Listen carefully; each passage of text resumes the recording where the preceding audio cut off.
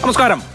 ഗവർണർമാരുടെ അധികാരം സംബന്ധിച്ച് സുപ്രീം കോടതിയിൽ നിന്ന് സുപ്രധാന ഉത്തരവ് വന്ന ദിവസമാണിന്ന്. ഗവർണർ മന്ത്രിസഭയുടെ ഉപദേശവും സഹായവും അനുസരിച്ച് പ്രവർത്തിക്കേണ്ട ആളാണെന്നും നിയമനിർമ്മാണ സഭ രണ്ടാം തവണ നിയമനിർമ്മാണം നടത്തിക്കഴിഞ്ഞാൽ പിന്നെ അതിൽ ഗവർണർക്ക് വിവേചനാധികാരമില്ലെന്നും സുപ്രീം കോടതി വ്യക്തമാക്കി. നിയമസഭ പാസാക്കിയ ബില്ലിന്മേൽ ഗവർണർമാർ അടയിരിക്കാൻ പാടില്ല. അംഗീകാരം നൽകുന്നില്ലെങ്കിൽ 3 മാസത്തിനകം തിരിച്ചയക്കുകയോ രാഷ്ട്രപതിക്ക് അയക്കുകയോ വേണം. ബിൽ നിയമസഭ വീണ്ടും പാസാക്കുകയാണെങ്കിൽ അത് രാഷ്ട്രപതിക്ക് അയക്കാനും അധികാരമില്ല. തമിഴ്നാട് ഗവർണർ RN രവി അടയിരുന്ന ശേഷം രാഷ്ട്രപതിക്ക് അയച്ച 10 ബില്ലുകളും നിയമമായതായി കോടതി പ്രഖ്യാപിച്ചു. വിധി കേരളം നൽകിയ കേസിലും ബാധകമാക്കണമെന്ന് ചീഫ് ജസ്റ്റിസ് അധ്യക്ഷനായ ബെഞ്ചിനോട് സംസ്ഥാനത്തിന്റെ അഭിഭാഷകൻ KK വേണുഗോപാൽ ആവശ്യപ്പെട്ടിട്ടുണ്ട്. ദൂരവ്യാപക പ്രത്യാഘാതങ്ങൾ ഉണ്ടാക്കുന്ന ഈ സുപ്രീം കോടതി ഉത്തരവ് ഇന്ന് സൂപ്പർ പ്രൈം ടൈം ചർച്ച ചെയ്യുന്നു. Shri Sankutty Das BJP, doctor Shiju Khan CPM, Shri Shibu Meeran Muslim League, advocate VN Haridas നിയമവിദഗ്ധൻ എന്നിവരാണ് ചർച്ചയിൽ പങ്കെടുക്കുന്നത്. ആദ്യം അഡ്വക്കേറ്റ് VN ഹരിദാസ്, വളരെ സുപ്രധാനമായ ചരിത്രപരം എന്ന് വിശേഷിപ്പിക്കാവുന്ന വിധിയാണ് ഇന്ന് സുപ്രീം കോടതിയുടെ രണ്ടംഗ ബെഞ്ച് നടത്തിയിരിക്കുന്നത്. അതിൽ തന്നെ ആർട്ടിക്കിൾ 200 വളരെ കൃത്യമായി ഇങ്ങനെയാണ് വ്യാഖ്യാനിക്കേണ്ടത് എന്ന് കോടതി പറഞ്ഞു വെച്ചു. ഗവർണർമാർക്ക് ഒരു ബില്ല് അംഗീകരിക്കാനോ അംഗീകരിക്കാതിരിക്കാനോ രാഷ്ട്രപതിക്ക് അയക്കാനോ ഉള്ള സമയപരിധി നിശ്ചയിച്ചിട്ടുണ്ട് എന്ന് മാത്രമല്ല, ജനങ്ങൾ തെരഞ്ഞെടുത്ത ഒരു സഭയോട് ഗവർണർമാർ നീതിപൂർവകമായി പെരുമാറണം, വഴി തടസ്സം ഉണ്ടാക്കരുത് എന്ന വളരെ പ്രധാനപ്പെട്ട കാര്യം. അതായത് ജനങ്ങൾ തെരഞ്ഞെടുത്ത സർക്കാരിനാണ് നിയമനിർമ്മാണത്തിനുള്ള അധികാരം എന്ന് അസന്നിഗ്ധമായി കോടതി വ്യക്തമാക്കുമ്പോൾ അതിൻ്റെ ആപ്ലിക്കേഷൻസ് എന്തൊക്കെയാണ്, അതിൻ്റെ പ്രതിഫലനം ഏത് നിലയിൽ നമ്മൾ കാണണം?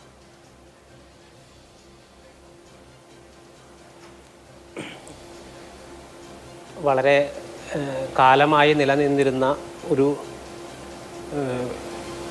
ഒരു വിഷയത്തിനാണ് അല്ലെങ്കിൽ ഒരു സംശയത്തിനാണെന്ന് സുപ്രീം കോടതി അസന്ദിഗ്ധമായിട്ട് ഉത്തരം നൽകിയിരിക്കുന്നത്. അതായത് ജനങ്ങളുടെ ഇച്ഛയെ പ്രതിഫലിപ്പിക്കുന്നത് ജനങ്ങൾ തിരഞ്ഞെടുക്കുന്ന നിയമസഭാ അംഗങ്ങളടങ്ങിയ നിയമനിർമ്മാണ സഭയാണോ അതോ ഒരു യൂണിയൻ ഗവൺമെൻറ് നിയമിക്കുന്ന ഗവർണറാണോ ജനങ്ങളുടെ ഇച്ഛയെ പ്രതിഫലിപ്പിക്കുന്നത് എന്നുള്ളതാണ് കാതലായിട്ടുള്ള ചോദ്യം. അതിന് ഇന്ന് സുപ്രീം കോടതി അസന്ദിഗ്ധമായി ഉത്തരം പറഞ്ഞിരിക്കുകയാണ്. ജനങ്ങളുടെ ഇച്ഛയെ പ്രതിഫലിപ്പിക്കുന്ന ജനങ്ങൾ തിരഞ്ഞെടുക്കുന്ന ജനപ്രതിനിധികളടങ്ങിയ നിയമനിർമ്മാണ സഭയാണ് അവസാനത്തെ വാക്ക്, അല്ലെങ്കിൽ ആത്യന്തികമായിട്ട് അവരുടെ ഇച്ഛയാണ് നിലനിൽക്കേണ്ടത് എന്നുള്ളതാണ്. കാരണം ജനങ്ങളുടെ ഇച്ഛയെ പ്രതിഫലിപ്പിക്കുന്നത് അല്ലെങ്കിൽ ജനങ്ങൾക്ക് വേണ്ടിയിട്ടാണ് പ്രവർത്തിക്കുന്നത് എന്ന് പറഞ്ഞിട്ടാണ് പലപ്പോഴും ഗവർണർമാർ പല നിയമങ്ങളും തടഞ്ഞു വെച്ചിരുന്നത്. പക്ഷേ അതിൻ്റെ ഒരു തുടർച്ച എന്ന് പറയുന്നത് അതൊരു കൊളോണിയൽ ഭരണകൂടത്തിൻ്റെ തുടർച്ചയായിരുന്നു ഈ ഗവർണർ പദവി എന്നുള്ളത് തന്നെ. അപ്പോൾ ഈ ഗവർണർക്ക് എത്രത്തോളം ഈ നിയമനിർമ്മാണ അധികാരങ്ങളുണ്ട്, എത്രത്തോളം നിയമനിർമ്മാണത്തിൽ ഇടപെടാം, അതിന് എത്രത്തോളം ഗവർണർക്ക് വിവേചനാധികാരങ്ങളുണ്ട് എന്നുള്ള ചോദ്യങ്ങളിലെല്ലാം ഇന്ന് അവസാനമായിട്ട് അല്ലെങ്കിൽ ഒരു ആത്യന്തികമായിട്ടുള്ള ഒരു ഉത്തരം നമുക്ക് സുപ്രീം കോടതിയിൽ നിന്ന് ലഭിച്ചിരിക്കുകയാണ്. നിയമനിർമ്മാണ സഭയുടെ ഉപദേശത്തിനും മാർഗനിർദ്ദേശങ്ങൾക്കും അനുസരിച്ചാണ് ഗവർണർ പ്രവർത്തിക്കേണ്ടത്, തിരിച്ചല്ല. ഗവർണർ ഡിക്റ്റേറ്റ് ചെയ്യുന്ന ടേമുകൾക്ക് അനുസരിച്ചിട്ടല്ല നിയമനിർമ്മാണ സഭ പ്രവർത്തിക്കേണ്ടത്, മറിച്ച് ജനങ്ങളെ പ്രതിഫലിപ്പിക്കുന്ന ജനങ്ങൾ തെരഞ്ഞെടുത്ത ജനപ്രതിനിധികളടങ്ങിയ നിയമനിർമ്മാണ സഭയുടെ നിർദ്ദേശങ്ങൾക്കും മാർഗനിർദ്ദേശങ്ങൾക്കും അനുസരിച്ചിട്ടാണ് ഗവർണർ പ്രവർത്തിക്കേണ്ടത് എന്നുള്ളതാണ് സുപ്രീം കോടതി ഉത്തരവിന്റെ ആകെ തുക. ഞാൻ ആ പോയിന്റിലേക്ക് തന്നെ വിശദമായി വരാം. ശ്രീ ശങ്കുട്ടി ദാസ്, ഇതൊരു നിയമവിദഗ്ധൻ അല്ലാത്ത വളരെ സാധാരണക്കാരായ ഒരു മനുഷ്യനും ഉറപ്പിച്ചു പറയാൻ കഴിയുന്ന ഒരു കാര്യമുണ്ട്. ജനങ്ങൾ തെരഞ്ഞെടുത്ത ഒരു സഭ, അവരുടെ പ്രതിനിധികളടങ്ങുന്ന സഭ നടത്തുന്ന നിയമനിർമ്മാണത്തെ കേന്ദ്ര സർക്കാർ അപ്പോയിന്റ് ചെയ്യുന്ന ഒരു വ്യക്തി തടസ്സപ്പെടുത്താൻ പാടുള്ളതല്ല. അത് ജനാധിപത്യത്തിന്റെ കേവലമായ സത്തയ്ക്ക് തന്നെ എതിരാണ് എന്നുള്ളത് ഒരു ലേമാന് തോന്നേണ്ട കാര്യമാണ്. അത് പക്ഷേ കഴിഞ്ഞ കുറെ കാലമായി ഗവർണർമാർക്ക് തോന്നുന്നുണ്ടായിരുന്നില്ല. അതിനൊരു തിരുത്താകാൻ സുപ്രീം കോടതിയുടെ ഈ ഉത്തരവ് കാരണമാകും എന്ന് വിചാരിക്കുന്നുണ്ട്.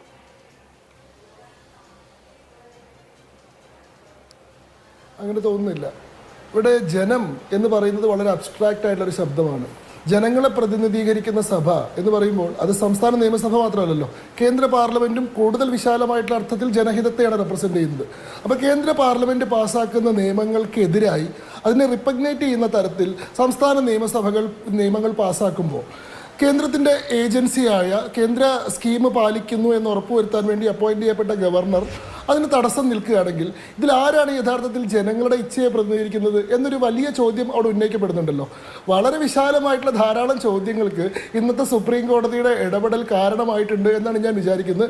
എൻ്റെ ഊഹം ശരിയാണെങ്കിൽ തമിഴ്നാട് രാജ്ഭവൻ ഈ വിധിക്കെതിരെ അപ്പീൽ പോകാൻ സാധ്യതയുണ്ട്. കാരണം വളരെ ക്രൂഷ്യൽ ആയിട്ടുള്ള കുറേ ലീഗൽ ക്വസ്റ്റ്യൻസ് അവിടെ ഉയർത്തപ്പെട്ടിട്ടുണ്ട്.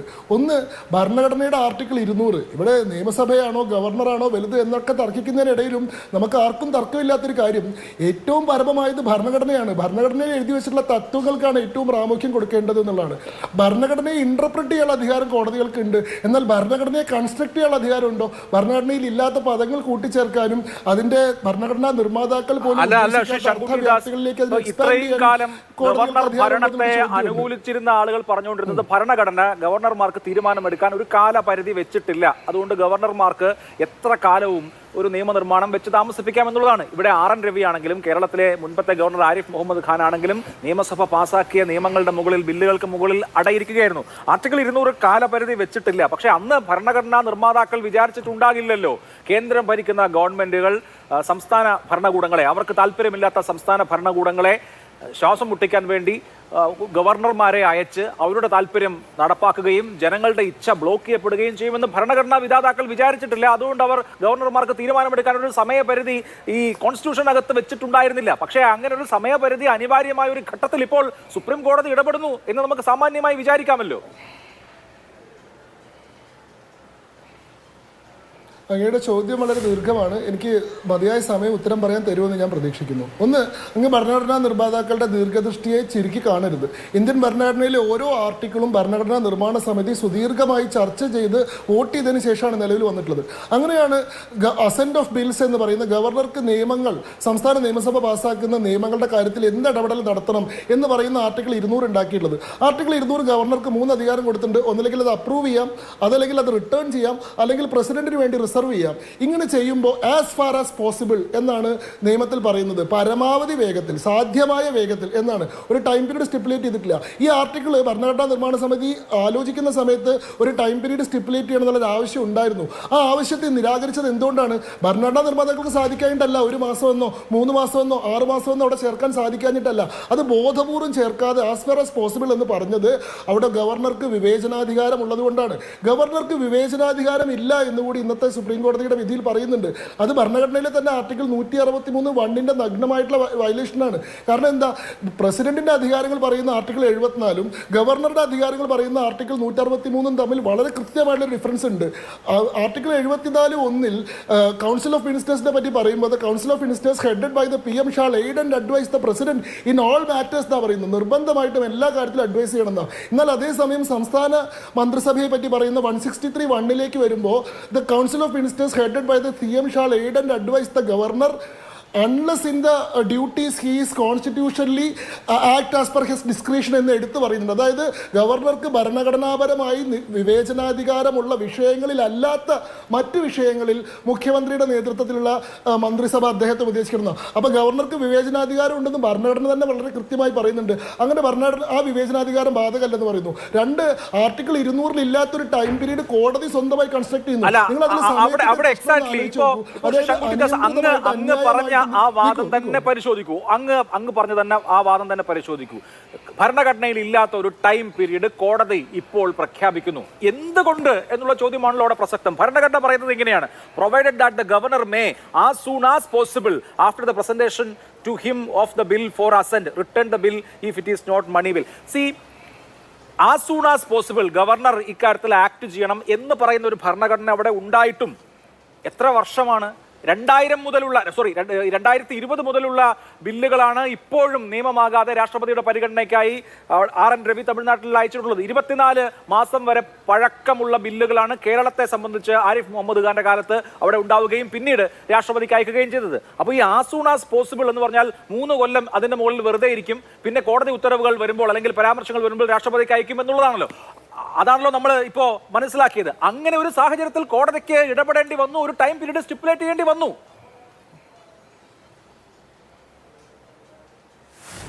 നോക്കൂ, അങ്ങിപ്പോൾ പറയുന്നത് സമയം ദീർഘമായി നീണ്ടുപോകുന്ന പ്രശ്നമാണ്. ഇവിടെ സമയത്തെ പറ്റി പറയുമ്പോൾ നമ്മൾ ആലോചിക്കേണ്ട ആദ്യത്തെ വൈരുദ്ധ്യം എന്ന് പറയുന്നത്, തമിഴ്നാട് ഗവർണർ ഈ പറയുന്ന സംസ്ഥാനം പാസ്സാക്കിയിട്ടുള്ള നിയമത്തിന്റെ മേലെ തീരുമാനമെടുക്കാൻ 10 മാസത്തിൽ കൂടുതൽ എടുത്തു എന്ന പ്രശ്നം ബഹുമാനപ്പെട്ട സുപ്രീം കോടതി 2.5 കൊല്ലം കൊണ്ടാണ് തീർപ്പാക്കിയത്. ബഹുമാനപ്പെട്ട സുപ്രീം കോടതി ഒരു കേസ് തീർപ്പാക്കാൻ ഇത്ര സമയത്തിനുള്ളിൽ ചെയ്തുകൊള്ളണം എന്ന് പറയാൻ സാധിക്കും? നാളെ പാർലമെന്റ് അങ്ങനെ ഒരു നിയമം പാസ്സാക്കുകയാണ്. സുപ്രീം കോടതി സിവിൽ കേസുകൾ 2 കൊല്ലത്തിനുള്ളിലും ക്രിമിനൽ കേസ് 1 കൊല്ലത്തിനുള്ളിലും വാദം കേട്ട് കഴിഞ്ഞ കേസിൽ 1 മാസത്തിനുള്ളിലും വിധിന്യായം പുറപ്പെടുവിച്ചിരിക്കണം എന്ന് പറയാൻ സാധിക്കില്ല. നമ്മുടെ രാജ്യത്ത് നിലനിൽക്കുന്ന കേസസിന്റെ പെൻഡൻസി വെച്ച് നോക്കുമ്പോൾ ഏറ്റവും നീതിപൂർവകമായിട്ടുള്ള ആവശ്യമാണ്. പക്ഷേ അങ്ങനെ ചെയ്യാൻ ഭരണഘടന മാൻഡേറ്റ് കൊടുക്കുന്നില്ല.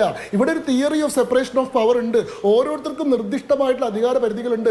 അതിൽ സുപ്രീം കോടതി ജുഡീഷ്യറി റെപ്രസെന്റ് ചെയ്യുന്നത് പോലെ എക്സിക്യൂട്ടീവ് എന്ന് പറയുന്ന ഒരു അധികാര കേന്ദ്രത്തെയാണ് ഗവർണർ റെപ്രസെന്റ് ചെയ്യുന്നത്. ഇവയ്ക്ക് പരസ്പര ബഹുമാനത്തോടു കൂടി വർത്തിക്കാനേ സാധിക്കുള്ളൂ. എക്സിക്യൂട്ടീവിന്റെ അധികാരത്തിലേക്ക് കയറി ഡിസ്ക്രിഷണറി പവേഴ്സ് ഇല്ലെന്ന് പ്രഖ്യാപിക്കാൻ സുപ്രീം കോടതിക്ക് അധികാരമില്ല. സുപ്രീം കോടതിയുടെ അധികാരങ്ങൾ എടുത്തു കളയാൻ എക്സിക്യൂട്ടീവിന്റെ ലെജിസ്ലേച്ചറിന് അധികാരം ഇല്ലാത്തതുപോലെ. അപ്പോൾ ഇവിടെ ഒരു അമിതാധികാര പ്രവണത ഉണ്ടായിട്ടുണ്ടോ എന്നുള്ള സംശയമുണ്ട്. മൂന്നാമത്തെ നിയമപരമായിട്ടുള്ള പ്രശ്നം എന്താണ്? DK പവിത്ര കേസിലെ വിധി നിലനിൽക്കില്ല എന്നാണ് പറയുന്നത്.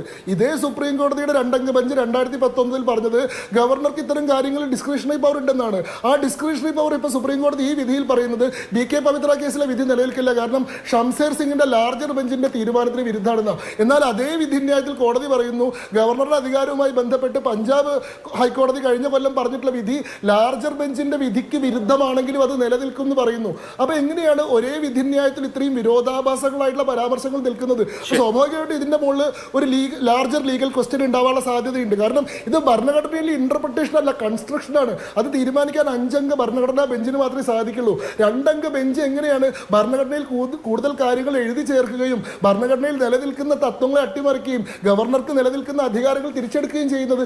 അതൊരു ലാർജർ ക്വസ്റ്റ്യൻ, ലാർജർ ലീഗൽ ക്വസ്റ്റ്യനായി മാറുമെന്നാണ് BJP പ്രതീക്ഷിക്കുന്നത്. സ്വാഭാവികമായും അപ്പോൾ അതനുസരിച്ചുള്ള ഹർജികൾ പോകുമെന്ന് നമുക്ക് വിചാരിക്കാം.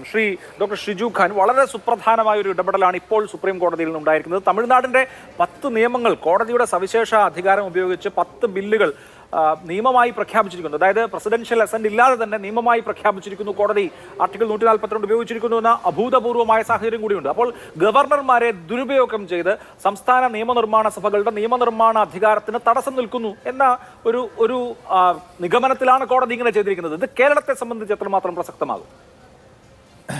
ഇന്ത്യയിലെ നീതിപീഠത്തോട് വിശ്വാസമർപ്പിച്ച ജനങ്ങളെ സംബന്ധിച്ച് ഏറ്റവും സംതൃപ്തി പകരുന്ന ഒരു വിധിന്യായമാണ് ബഹുമാനപ്പെട്ട സുപ്രീം കോടതിയുടെ ഭാഗത്ത് നിന്ന് ഉണ്ടായിട്ടുള്ളത്. ഇപ്രകാരം ഒരു വിധി രാജ്യം ഭരിക്കുന്ന പാർട്ടിക്കും അവരുടെ ചട്ടുകമായി പല സംസ്ഥാനങ്ങളിലും പ്രവർത്തിച്ചു കൊണ്ടിരിക്കുന്ന ഗവർണർമാർക്കുമുള്ള കനത്ത താക്കീതാണ്, മുന്നറിയിപ്പാണ്. ഭരണഘടനയെ സംരക്ഷിക്കാൻ ഉത്തരവാദിത്തപ്പെട്ട അതിൻ്റെ കാവലാൾ എന്ന നിലയിൽ പരമോന്നത നീതിന്യായ പീഠം ഭരണഘടനയോട് പ്രകടിപ്പിച്ച അങ്ങേയറ്റത്തെ ഉത്തരവാദിത്തമാണ്. രണ്ടാമത്തെ പ്രശ്നം, ഇങ്ങനെ ആയിരുന്നില്ലെങ്കിൽ രാജ്യത്ത് ഉണ്ടാകുമായിരുന്ന ഏറ്റവും വലിയ അപകടം സംസ്ഥാന നിയമസഭകൾ മുഴുവൻ നിർവീര്യമാക്കപ്പെടും. ഭരണഘടനാപരമായ അധികാരത്തിന് പുറമേയുള്ള മറ്റ് കാര്യങ്ങളിലെല്ലാം സംസ്ഥാന ക്യാബിനറ്റിൻ്റെ, കൗൺസിൽ ഓഫ് മിനിസ്റ്റേഴ്സിൻ്റെ ഉപദേശ നിർദ്ദേശങ്ങൾക്ക് വിധേയമായിട്ടായിരിക്കണം ഗവർണർ പ്രവർത്തിക്കേണ്ടത് എന്ന ഭരണഘടനാപരമായ കാര്യത്തെ കൃത്യമായും 974 ഷംഷേർ സിംഗ് കേസ് ഓർമ്മിപ്പിക്കുന്നുണ്ട്. 988 ഹർഗോവിന്ദ് പന്ത് വേഴ്സസ് രഘുകുൽ തിലക് കേസ് പ്രത്യേകം അടിവരയിടുന്നത് ഗവർണർമാർ കേന്ദ്ര ഗവൺമെൻറ്റിൻ്റെ ഏജൻറ്റോ ജീവനക്കാരോ അല്ല എന്നതാണ്. മൂന്നാമത്തെ വിഷയം, ഇവിടെ ഭരണഘടനയുടെ അടിസ്ഥാന കാഴ്ചപ്പാടെന്താ? ആർട്ടിക്കിൾ 200 വ്യക്തമായും നിയമം നിർമ്മിക്കാനുള്ള നിയമസഭകളുടെ അധികാരത്തെ അടിവരയിടുകയാണ്. നമുക്കെല്ലാം അറിയാം അഭിലാഷ്, ഒന്നുകിൽ ഒരു ബില്ല് നിയമസഭയിൽ വരുമ്പോൾ ആ ബില്ല് നിയമസഭ പാസാക്കിയാൽ അത് ഗവർണറുടെ അംഗീകാരത്തിന് പോയാൽ 3 പോംവഴികളെ ഗവർണർക്കുള്ളൂ. ഒന്നുകിൽ അത് അംഗീകരിച്ച് നിയമമാക്കാം, അല്ലെങ്കിൽ തൻ്റെ വിയോജനക്കുറിപ്പോടുകൂടി നിയമസഭയ്ക്ക് തിരിച്ചുവിടാം, അതുമല്ലെങ്കിൽ പ്രസിഡന്റിൻ്റെ ക്ലാരിഫിക്കേഷന് ആ ബില്ല് വിടാം. ഈ മൂന്നുമല്ലാത്ത തന്നിഷ്ടപ്രകാരമുള്ള കേന്ദ്ര ഗവൺമെന്റിന്റെ സമ്പൂർണ്ണ പിന്തുണയോടുകൂടി രാജ്ഭവന്റെ മേശയ്ക്ക് അകത്തേക്ക് സംസ്ഥാന നിയമസഭകളുടെ ബില്ല് പിടിച്ചുവെക്കാൻ ഭരണഘടനയിലെ അനുച്ഛേദം 200 ഒരു ഗവർണർക്കും അധികാരം കൊടുക്കുന്നില്ല. നാലാമത്തെ കാര്യം സൂചിപ്പിക്കാം, ഈ ഗവർണർമാർക്ക് എക്സിക്യൂട്ടീവ് പവർ ഇല്ല. ഭരണഘടനാ തലവനാണെങ്കിലും ഭരണനിർവഹണാധികാരം ഗവർണർമാർക്കില്ല. അതുകൊണ്ടാണ് ആർട്ടിക്കിൾ 200 സ്പഷ്ടീകരിക്കുന്നത്, ഒരു ബില്ല് ഗവർണർ അംഗീകരിക്കാതെ തൻ്റെ കുറിപ്പോടുകൂടി തിരിച്ച് നിയമസഭയ്ക്ക് വിട്ടാൽ ആ ബില്ല് വീണ്ടും നിയമസഭ അംഗീകരിച്ച് ഗവർണറുടെ മുന്നിലേക്ക് വന്നാൽ ഗവർണർ അംഗീകരിച്ചേ മതിയാവൂ. ഗവർണർക്ക് ഇഷ്ടമുണ്ടെങ്കിൽ അംഗീകരിക്കാമെന്നല്ല, ഗവർണർ അത് അംഗീകരിച്ചേ മതിയാവൂ. അതായത് നിയമനിർമ്മാണത്തിൻ്റെ പരമാധികാരം നിയമസഭയ്ക്ക് നൽകിയ ഒരു ഭരണഘടന രാജ്യത്ത് നിലവിലിരിക്കുക.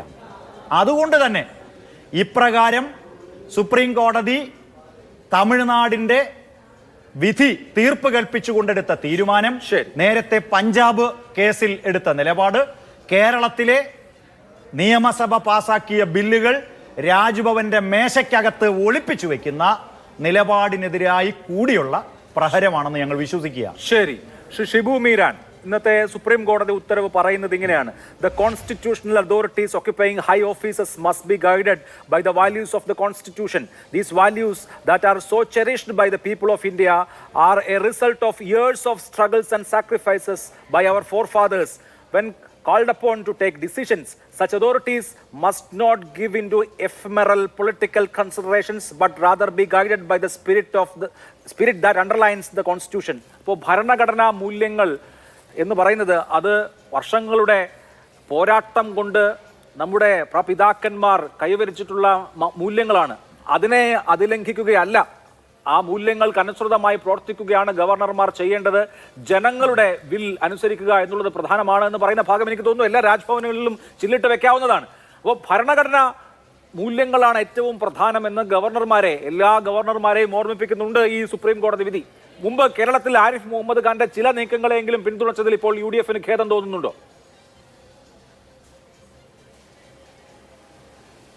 തീർച്ചയായും ഞാനതിന് മറുപടി പറയാം. അതോടൊപ്പം ഇവിടെ നടന്ന ചർച്ചയിൽ കൂടി ഒന്ന് കമൻറ്റ് ചെയ്തിട്ട് വളരെ പെട്ടെന്ന് അതിൽ പറയും. ഇവിടെ ഇപ്പോൾ ഫെഡറലിസത്തെ അപ്ഹോൾഡ് ചെയ്യുന്ന ഒരു വിധി രാജ്യത്തിൻ്റെ പരമോന്നത നീതിന്യായപീഠം പറഞ്ഞിരിക്കുന്നു. ഇവിടെ BJP-യുടെ പ്രതിനിധി സംസാരിച്ചപ്പോൾ പറഞ്ഞ ഒരു കാര്യം, ഈ പാർലമെൻറ്റ് പാസ്സാക്കുന്ന നിയമങ്ങൾക്കെതിരെ സംസ്ഥാന സർക്കാരുകൾ നിയമം പാസ്സാക്കി എന്നാണ്. അദ്ദേഹം നിയമം എന്ന വാക്ക് തെറ്റുപയോഗിച്ചാണെന്ന് എനിക്കറിയില്ല. ഏതായാലും ഇവിടെ ഒരിടത്തും പാർലമെൻറ്റിന് നിയമനിർമ്മാണത്തിന് പരമാധികാരമുള്ള യൂണിയൻ വിഷയങ്ങളിൽ ഒരു സംസ്ഥാന നിയമസഭയും നിയമം പാസ്സാക്കിയിട്ടില്ല.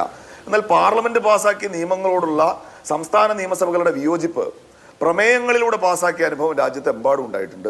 അത് സുപ്രീം കോടതിയുടെ പരിഗണനയിലും വന്നിട്ട് ഇപ്പോൾ 2020 കേരള നിയമസഭയും ബംഗാൾ നിയമസഭയും ഒക്കെ പിന്നെ കാർഷിക ബില്ലുകൾക്കെതിരെ പ്രമേയം പാസാക്കിയപ്പോൾ അന്ന് ചീഫ് ജസ്റ്റിസ് ആയ SA ബോബ്ഡെ പറഞ്ഞു, ഇതിൽ പശകൊന്നുമില്ല, ഇതവർ നിയമം പാസ്സാക്കാൻ it is merely a opinion, അത് ആ ഗവൺമെൻറ്റിൻ്റെ ഒരു അഭിപ്രായം രേഖപ്പെടുത്തൽ മാത്രമാണ് എന്ന് പറഞ്ഞതോടെ അത് അവസാനിച്ച വിഷയമാണ്. ഇവിടെ രണ്ട് കാര്യങ്ങളുണ്ട്. അഭിലാഷ് എന്നോട് ചോദിച്ചൊരു കോംപ്ലിക്കേറ്റഡ് ക്വസ്റ്റ്യൻ ആണ്. ഈ ചർച്ചയിൽ ഞാനൊരു കോംപ്ലിക്കേറ്റഡ് പൊസിഷനാണ് ഉള്ളതും. വിശാലമായ അർത്ഥത്തിൽ ഇന്നത്തെ സുപ്രീം കോടതിയുടെ വിധിയെ ഞങ്ങൾ സ്വാഗതം ചെയ്യുകയാണ്. കാരണം അത് ഇന്ത്യയുടെ ഇവിടെ ഇപ്പോൾ നമ്മൾ കാണുന്നൊരു കാഴ്ച, BJP ഇപ്പോൾ ഗവർണർമാരുടെ ഒരു നിഷ്പക്ഷതയെക്കുറിച്ചൊക്കെ പറയുമ്പോഴും 2014 മുതൽ നമ്മൾ സംസാരിക്കുന്ന ഈ നിമിഷം വരെ അതത് സംസ്ഥാനങ്ങളിലേക്ക് നിയോഗിക്കപ്പെട്ടിട്ടുള്ള ഗവർണർമാരെ BJP ഉപയോഗിച്ച രീതി വളരെ പെട്ടെന്ന് ഞാൻ പറയാം. 2017 ഗോവയിൽ ഒരു തെരഞ്ഞെടുപ്പ് നടക്കുമ്പോൾ അവിടുത്തെ ഗവർണർ മൃദുല സിൻഹയായിരുന്നു. ഏറ്റവും വലിയ ഒറ്റപ്പാർട്ടി കോൺഗ്രസ് ആയിരുന്നു. പക്ഷെ അവർ ക്ഷണിച്ചത് BJP-യാണ്. അപ്പോൾ അതൊരു പ്രസിഡന്റാണോ? അല്ല. തൊട്ടടുത്ത വർഷം കർണാടകയിൽ തെരഞ്ഞെടുപ്പ് നടക്കുകയാണ്. അപ്പോൾ അവിടെ ഏറ്റവും വലിയ ഒറ്റപ്പാർട്ടിയായ BJP-യെ വിളിക്കുന്നതിന് മുൻപ് ഒരു പോസ്റ്റ് പോൾ അലയൻസ് കോൺഗ്രസും JDS-ഉം കൂടി വിളിക്കുന്നുണ്ട്. പക്ഷേ ഇവർ വിളിച്ചത് ഏറ്റവും വലിയ ഒറ്റക്കക്ഷിയായ BJP-യാണ്. ഗോവയിൽ കോൺഗ്രസിനെ വിളിച്ചില്ല, ഇവിടെ BJP-യെ വിളിച്ചു. മഹാരാഷ്ട്രയിൽ ഇപ്പോൾ ഈ കാലതാമസത്തെക്കുറിച്ചൊക്കെ നമ്മൾ പറയുമ്പോൾ അതിരാവിലെ 6 മണിക്ക് ഉറക്കത്തിൽ നിന്നിട്ട് ഗവർണർ രാജ്ഭവനിൽ കാത്തിരിക്കുകയാണ്. 8 മണിക്ക് മുഖ്യമന്ത്രി സത്യപ്രതിജ്ഞ ചെയ്ത് പിന്നെ അധികാരം ഏറ്റെടുക്കാൻ വരുന്നതും കാത്ത് ഇവർ ഡൽഹി ലഫ്റ്റനന്റ് ഗവർണർ ഉപയോഗിച്ച സംഗതി നമുക്കറിയാവുന്നതാണ്. ഇപ്പം നമ്മുടെ കേരള ഗവർണർ, ഞാൻ കേരളത്തിലേക്ക് നേരിട്ട് വരികയാണ്. പിന്നെ ഇപ്പം നമ്മൾ കേരളത്തിൽ കണ്ട ഏറ്റവും വലിയ ഒരു അശ്ലീല കാഴ്ച, അമിത് ഷാ സാബ് സേ മേരാ ബാത് കരാവോ. ആരിഫ് മുഹമ്മദ് ഖാൻ ഒരു കടക്കണയിൽ കയറി ഉപ്പ് സോഡയും കുടിച്ചുകൊണ്ട് തൻ്റെ ഗൺമാനോട് പറഞ്ഞ ഇന്ത്യയുടെ ആഭ്യന്തരമന്ത്രി ഒന്ന് വിളിക്ക്, എനിക്കിപ്പോൾ കുറേ കാര്യങ്ങൾ കൈകാര്യം. അത്തരം തോന്നിയാസങ്ങളെ ഒന്നും അഭിലാഷ് ഞങ്ങൾ പിന്തുണച്ചിട്ടില്ല. അഭിലാഷിന് ഓർമ്മയുണ്ടാവും 2020 പൗരത്വ നിയമത്തിനെതിരെ കേരളം പിന്നെന്താണ് കേരളത്തിന്റെ ആ നയപ്രഖ്യാപന പ്രസംഗത്തിലെ പരാമർശങ്ങൾ വായിക്കില്ല എന്ന് ആരിഫ് മുഹമ്മദ് ഖാൻ പറഞ്ഞപ്പോൾ ഞങ്ങൾ പ്രതിപക്ഷമാണ് ഇദ്ദേഹത്തെ റീകോൾ ചെയ്യണമെന്ന് ആവശ്യപ്പെട്ടുകൊണ്ട് കേരള സംസ്ഥാനത്തിന്റെ നിയമസഭ ഒരു പ്രമേയം പാസ്സാക്കണമെന്ന് ആവശ്യപ്പെട്ടത്. അന്ന് പിണറായി വിജയൻ പറഞ്ഞത് നമ്മളോട് വിയോജിക്കാനുള്ള അവകാശമൊക്കെ ആരിഫ് മുഹമ്മദ് ഖാൻ ഉണ്ട്, ഇപ്പോൾ ഈ പ്രമേയം ഒന്നും വേണ്ട എന്ന് പറഞ്ഞ് ഞങ്ങൾ മുദ്രാവാക്യം വിളിക്കുമ്പോൾ നമ്മുടെയൊക്കെ നാട്ടിൽ ഈ മാപ്പിള വീടുകളിലെ കല്യാണത്തിന് ഈ ഒപ്പന കൊട്ടി പുതിയാപ്പിളയെ കൊണ്ടുവരുമല്ലോ കല്യാണ വീട്ടിലേക്ക്, അതുപോലെ ഇവരെ ഒപ്പന പാടി ആരിഫ് മുഹമ്മദ് ഖാൻ അവിടെ കൊണ്ടുവന്നിരുത്തി. പിന്നീട് ഇവർ ആരിഫ് മുഹമ്മദ് ഖാനോട് പലവട്ടം കോംപ്രമൈസ് ചെയ്തിട്ടുണ്ട്, ചിലപ്പോഴൊക്കെ ഏറ്റുമുട്ടിയിട്ടുണ്ട്. പിന്നെ നിരുപാധിക പിന്തുണ ഗവർണർക്കെതിരെ കേരള സർക്കാരിനും കൊടുക്കണം എന്ന് അഭിലാഷ് ഗവർണറുമായി ബന്ധപ്പെട്ട 100,000 വിഷയങ്ങളല്ലേ ഇവിടെ ലെജിസ്ലേഷനുമായി ബന്ധപ്പെട്ട നിയമനിർമ്മാണവുമായി ബന്ധപ്പെട്ട വിഷയങ്ങളാണ് കോടതി മുൻപാകെ വന്നിട്ടുള്ളത്. അതിൽ തന്നെ ഇപ്പോൾ 4 ബില്ലുകളാണ് കേരളത്തെ സംബന്ധിച്ച് പെൻഡിംഗ് ആയിട്ടുള്ള രാഷ്ട്രപതിയുടെ അനുമതി കാത്തിരിക്കുന്ന 4 ബില്ലുകളിൽ 3ഉം യൂണിവേഴ്സിറ്റികളുമായി ബന്ധപ്പെട്ടാണ്. യൂണിവേഴ്സിറ്റി ലോസ് അമെൻമെന്റ് ബിൽസ് 1, 2, 3 ആണ്. പിന്നെ സഹകരണ സ്ഥാപനങ്ങളുമായി ബന്ധപ്പെട്ട കേരള കോപ്പറേറ്റീവ് സൊസൈറ്റി അമെൻമെന്റ് ബില്ലും ഈ നിയമനിർമ്മാണങ്ങളാണ്. അപ്പോൾ ഈ യൂണിവേഴ്സിറ്റികളിൽ ഗവർണറുടെ കടന്നുകയറ്റത്തെ ഏറിയോ കുറഞ്ഞോ അനുകൂലിച്ചവരല്ലേ നിങ്ങൾ എന്നുള്ളതാണ്. യൂണിവേഴ്സിറ്റികളുമായി ബന്ധപ്പെട്ട ബില്ലിലായിരുന്നു ഏറ്റവും വലിയ തടസ്സം ഉണ്ടായിരുന്നത്. അതാണ് രാഷ്ട്രപതിക്ക് പോയിരിക്കുന്നത്. അതടക്കമുള്ള അതായത് നിയമനിർമ്മാണങ്ങളുമായി ബന്ധപ്പെട്ട ലെജിസ്ലേച്ചറിന്റെ അധികാരത്തെക്കുറിച്ചാണ് ഇന്നിപ്പോ കോടതി പറഞ്ഞിരിക്കുന്നത്. ആര് ഭരിക്കുന്നു എന്നുള്ളതല്ല, നിയമനിർമ്മാണ സഭയ്ക്ക് ജനങ്ങൾ തെരഞ്ഞെടുത്ത ജനങ്ങളുടെ സഭയ്ക്ക് നിയമം നിർമ്മിക്കാനുള്ള അവകാശമുണ്ട്. അതിനു മുകളിൽ അപ്പോയിന്റഡ് ആയിട്ടുള്ള ഒരു ഉദ്യോഗസ്ഥനിരുന്ന് അതിന് തടസ്സമുണ്ടാക്കിയാൽ അത് ജനങ്ങളുടെ വില്ലിനെതിരാണ് എന്നുള്ളതാണല്ലോ ഇതിലെ പ്രാഥമികമായ വിഷയം. ആ മൗലികമായ വിഷയത്തെ പൂർണ്ണമായും ഞങ്ങൾ പിന്താണാണ്. നിയമം നിർമ്മിക്കാൻ ഇപ്പോൾ സംസ്ഥാനം ഭരിക്കുന്ന ഗവൺമെന്റിന് മാൻഡേറ്റ്. ആ നിയമങ്ങളിലെ പെശകുകൾ ചൂണ്ടിക്കാണിക്കുക എന്നത് ആ മാൻഡേറ്റ് അനുസരിച്ച് ഞങ്ങൾ പ്രതിപക്ഷത്തിന്റെ രാഷ്ട്രീയ ധർമ്മമാണ്.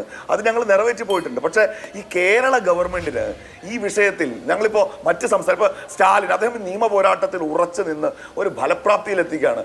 അത്തരമൊരു നിരുപാധികമായ പിന്തുണ ഞങ്ങൾ ദൗർഭാഗ്യവശാൽ കേരള ഗവൺമെന്റ് ഞങ്ങൾക്ക് കൊടുക്കാൻ കഴിയില്ല എന്നൊരു വിഷയം അത് ഞങ്ങളുടെ പൊളിറ്റിക്കൽ കൺസേൺ ആണ്. ഞാനിവിടെ പറയേണ്ടേ അഭിലാഷ്, ഇപ്പം നയപ്രഖ്യാപന പ്രസംഗത്തിൽ ഒപ്പിടില്ല എന്ന് ഗവർണർ പറഞ്ഞ ഒരു രാത്രി നമുക്ക് ഓർമ്മയുണ്ടല്ലോ. നമ്മുടെ രാജ്യത്തിന്റെ ചരിത്രത്തിൽ നമ്മളത് കേട്ടിട്ടില്ല. നമ്മൾ കർശനമായ നിലപാട് കേരളം എന്ന നിലക്ക് എടുത്തിരുന്നെങ്കിൽ അദ്ദേഹത്തിന് ഒപ്പിടേണ്ടി വരുമായിരുന്നു. നമ്മളെന്താ ചെയ്തത്? നമ്മൾ അവിടെ പോയി അദ്ദേഹത്തെ അങ്ങോട്ട് കണ്ട് സന്ധി ഒപ്പിട്ടു. അദ്ദേഹത്തിന് പിന്നെ ഹരികർത്ത എന്ന് പറയുന്ന ഒരു പഴയ ജന്മഭൂമി എഡിറ്റർ PA ആയിട്ട് കൊടുത്തു. നേരത്തെ ഒരു കാര്യത്തിൽ അദ്ദേഹത്തോട് ഈ ഹരികർത്തയെ ഏൽപ്പിച്ച കത്തിൽ അതൊരു വിശദീകരണം ചോദിച്ച പൊതുഭരണ വകുപ്പിലെ KR ജ്യോതിലാലിനെ നമ്മൾ പുറത്താക്കി. നമുക്ക് ആ ഉദ്യോഗസ്ഥനെ സംരക്ഷിക്കാൻ കഴിഞ്ഞില്ല. പൊതുഭരണ വകുപ്പിലെ ഒരു സെക്രട്ടറി സ്വന്തം നിലക്കലല്ലോ ഒരു കത്തെഴുതുക, കാരണം സർക്കാരിന്റെ രാഷ്ട്രീയ നിലപാടിൽ എഴുതുക.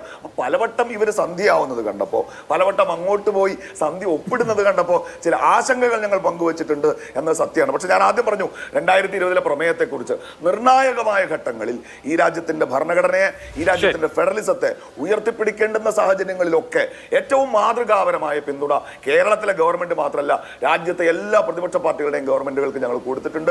അത് ആവർത്തിക്കും. ഞങ്ങൾ ഇതിലൊരു ലാർജൽ കൺസെപ്റ്റിലും കാണുന്നുണ്ട്. ശരി, ഓക്കെ.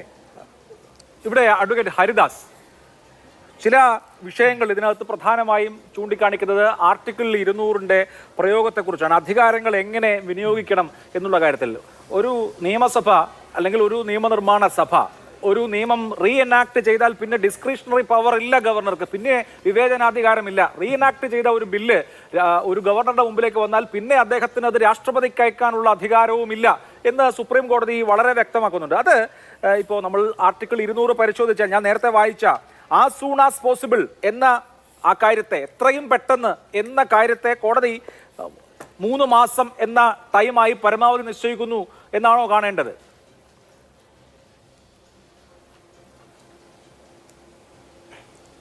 അതെ, തീർച്ചയായിട്ടും. ഈ ഭരണഘടനാ നിർമ്മാണ സഭ ഈ ഗവർണർ പദവിയെയും വിവേചനാധികാരത്തെയൊക്കെ കുറിച്ച് ചർച്ച ചെയ്യുന്ന സമയത്ത് ഇത്തരം ഒരു സവിശേഷമായിട്ടുള്ളൊരു സാഹചര്യത്തെ അല്ല അവർ മുൻകൂട്ടി കണ്ടിരുന്നത്. അവർ പ്രതീക്ഷിച്ചിരുന്നത് ഗവർണർ പദവിയിലേക്ക് വരുന്നത് ദൈനംദിന രാഷ്ട്രീയ പ്രവർത്തനങ്ങളിൽ നിന്നൊക്കെ വിട്ടു നിൽക്കുന്ന ഉന്നത പദവിയിലുള്ള ആളുകളാണ് ഗവർണർ പദവിയിലേക്ക് വരിക എന്നാണ് പ്രതീക്ഷിച്ചിരുന്നത്. ഈ വിവേചനാധികാരത്തെ ഭരണഘടനാ നിർമ്മാണ സഭയിലെ അംഗങ്ങൾ വളരെ ശക്തമായിട്ട് എതിർത്തിരുന്നു. കാരണം ഒരു കൊളോണിയൽ ഭരണത്തിൻ്റെ എല്ലാ തിക്താനുഭവങ്ങളും അനുഭവിച്ച ആളുകളാണ് ഭരണഘടനാ നിർമ്മാണ സഭയിലെ അംഗങ്ങളായിട്ട് വന്നിരുന്നത്. സ്വാഭാവികമായിട്ടും അതിൻ്റെ തുടർച്ചയാണ് 1935 നിയമത്തിൻ്റെ അതേ തുടർച്ച തന്നെയാണ് നിങ്ങൾ ഈ കൊണ്ടുവരുന്നത് എന്ന് പറഞ്ഞിട്ട് ശക്തമായിട്ട് ഭരണഘടനാ നിർമ്മാണ സഭയിൽ വിവേചനാധികാരത്തെ എതിർത്ത അംഗങ്ങളുണ്ട്. അപ്പോൾ അന്ന് ഡോക്ടർ BR അംബേദ്കർ പറയുന്നത് വലിയ ഭരണഘടനാ തകർച്ചയുള്ള സന്ദർഭങ്ങളിൽ മാത്രമേ ഈ വിവേചനാധികാരം വിനിയോഗിക്കുകയുള്ളൂ എന്നുള്ളതാണ്. അന്ന് അവർ നേരിട്ടൊരു പ്രതിസന്ധി എന്ന് പറയുന്നത്, ഒന്ന്, ഒരു ഫെഡറൽ സംവിധാനത്തെയാണ് നമ്മളിവിടെ രൂപപ്പെടുത്താൻ ശ്രമിക്കുന്നത്. സ്വാഭാവികമായിട്ടും യൂണിയൻ ഭരണകൂടവും സംസ്ഥാന ഭരണകൂടവും തമ്മിൽ ബന്ധിപ്പിക്കുന്ന ഒരു കണ്ണിയായിട്ടുള്ള ഒരു സംവിധാനം വേണം. അതോടൊപ്പം തന്നെ കൊളോണിയൽ ഭരണത്തിൻ്റെ തുടർച്ചയായിട്ടുള്ള ഈ ഗവർണർ പദവിയെ എങ്ങനെ കൈകാര്യം ചെയ്യണം എന്നുള്ളൊരു ചോദ്യമുണ്ട്. ഈ വൈരുദ്ധ്യത്തെയാണ് സത്യത്തിൽ ഭരണഘടനാ നിർമ്മാണ സഭ പരിഹരിക്കാൻ ശ്രമിച്ചത്. അപ്പം അതിനവർ കണ്ട ഒരു പോംവഴി എന്ന് പറയുന്നത് വിവേചനാധികാരത്തെ വളരെ ചുരുങ്ങിയ സന്ദർഭങ്ങളിൽ മാത്രം ഉപയോഗിക്കാൻ കഴിയുന്ന രീതിയിൽ ഭരണഘടനാ നിർമ്മാണ സഭ ഭരണഘടനയിൽ ഉൾപ്പെടുത്തുക എന്നുള്ളതാണ്. അപ്പോൾ ഫെഡറലിസത്തെ മുന്നോട്ട് കൊണ്ടുപോകുന്ന രീതിയിലായിരിക്കണം ഗവർണർമാർ പ്രവർത്തിക്കേണ്ടത് എന്നാണ് അന്ന് ഭരണഘടനാ നിർമ്മാണ സഭയിലെ അംഗങ്ങൾ വിഭാവനം ചെയ്തു തരുന്നത്. ഒരു ഉദാഹരണം പറയാനാണെങ്കിൽ, ഈ ആദ്യത്തെ ഇതിന് ശേഷം തന്നെ ഇപ്പോൾ 3ാം ധനകാര്യ കമ്മീഷൻ കേരളത്തിന് അനുവദിച്ചത് ഏതാണ്ട് 105 കോടിയേറ്റാണ്. അന്ന് കേരള ഗവർണറായിരുന്ന വി ഗിരി ഗവർണർമാരുടെ സമ്മേളനത്തിൽ വെച്ച് പണ്ഡിറ്റ് നെഹ്റുവിനോട് വളരെ ശക്തമായിട്ട് പ്രതിഷേധം അറിയിക്കുകയും കേരള സംസ്ഥാനത്തിൻ്റെ വികസനത്തിന് കൂടുതൽ തുക അനുവദിക്കണം എന്ന് ആവശ്യപ്പെടുകയും ചെയ്തു. അന്ന് പണ്ഡിറ്റ് ജവഹർലാൽ നെഹ്റു വി ഗിരിയോട് ചോദിക്കുന്നത്, നിങ്ങൾ ഗവർണറായി ഇരുന്നിട്ട് യൂണിയൻ ഭരണകൂടത്തെ ഭീഷണിപ്പെടുത്തുകയാണോ എന്നാണ് ചോദിച്ചത്. പക്ഷേ അതിനുശേഷം 105 കോടി അനുവദിച്ചിരുന്നത് 175 കോടിയായി വർദ്ധിപ്പിക്കുകയും ചെയ്തു. അത് ഒരു ഗവർണർക്ക് ഒരു ഫെഡറൽ സംവിധാനത്തിനകത്ത് എങ്ങനെ ഫെഡറൽ സംവിധാനത്തെ മുന്നോട്ട് കൊണ്ടുപോകുന്ന രീതിയിൽ പ്രവർത്തിക്കാൻ കഴിയും എന്നുള്ളതിൻ്റെ ഏറ്റവും മികച്ച ഉദാഹരണങ്ങളാണ്. പക്ഷേ നിർഭാഗ്യവശാൽ കാലം മുന്നോട്ട് പോകും തോറും വന്നത് കേന്ദ്രത്തിൻ്റെ ഒരു എക്സ്റ്റൻഡഡ് ആമായിട്ട് രാഷ്ട്രീയ പ്രവൃത്തികൾ നിർവഹിക്കുന്നതിനുള്ള ഒരു ഉപകരണമായിട്ട് ഗവർണർ എന്നുള്ള ഭരണഘടനാ പദവി മാറുന്നതാണ് കണ്ടത്. അങ്ങനെ വരുന്ന സന്ദർഭത്തിൽ സുപ്രീം കോടതിക്ക് ഇതുപോലുള്ള ഇടപെടലുകൾ നടത്തേണ്ടി വരും എന്നാണ് ഞാൻ തീർച്ചയായിട്ടും സുപ്രീം കോടതി അങ്ങനെ ഒരു ഇടപെടൽ നടത്താൻ നിർബന്ധിതമായ സാഹചര്യം എന്ത് എന്നുള്ളതാണ് അവിടുത്തെ മൗലികമായ പ്രശ്നം. ശ്രീ ശങ്കുട്ടി ദാസ്, ജസ്റ്റിസ് പാർഡിവാലയുടെ വിധി അവസാനിക്കുന്നത് ഡോക്ടർ BR അംബേദ്കറെ കോട്ട് ചെയ്തുകൊണ്ടാണ്. അംബേദ്കർ പറഞ്ഞിട്ടുണ്ട്, നമ്മുടെ ഭരണഘടന എത്ര നല്ല ഭരണഘടനയാണെങ്കിലും അത് നടപ്പാക്കാൻ നിയോഗിക്കപ്പെടുന്ന ആളുകൾ മോശമാണെങ്കിൽ അതുകൊണ്ടൊരു കാര്യവുമില്ല, മോശമായി പോകുമെന്ന്. അപ്പോൾ എന്തുകൊണ്ടാണ് ഭരണഘടന ഉണ്ടായി 75 കൊല്ലത്തിന് ഇപ്പുറത്ത് കോടതിക്ക് ഗവർണർമാരുടെ അധികാരത്തിൽ കാലപരിധി നിശ്ചയിക്കേണ്ടി വന്നതെന്ന് ചോദിച്ചാൽ ഒറ്റ ഉത്തരവേ ഉള്ളൂ അതിന്. അത് കോൺസ്റ്റിറ്റ്യൂഷൻ എന്ന് പറയുകയല്ലാതെ അതിൻ്റെ മൂല്യങ്ങളോട് ഒരു പ്രതിപത്തിയും പുലർത്താത്ത ആരിഫ് മുഹമ്മദ് ഖാനെ പോലെയുള്ള, RN രവിയെ പോലെയുള്ള, CV ആനന്ദബോസിനെ പോലെയുള്ള ആളുകൾ ഇതിന്റെ ഇംപ്ലിമെന്റിംഗ് ഏജൻസിയായി വന്നതുകൊണ്ടാണ് 75 കൊല്ലങ്ങൾക്ക് ഇപ്പുറത്ത് കോടതി ഇടപെട്ട് ഗവർണർമാരുടെ അധികാര പരിധി നിർണ്ണയിച്ചു കൊടുക്കേണ്ടി വന്നത് എന്നുള്ളതാണല്ലോ.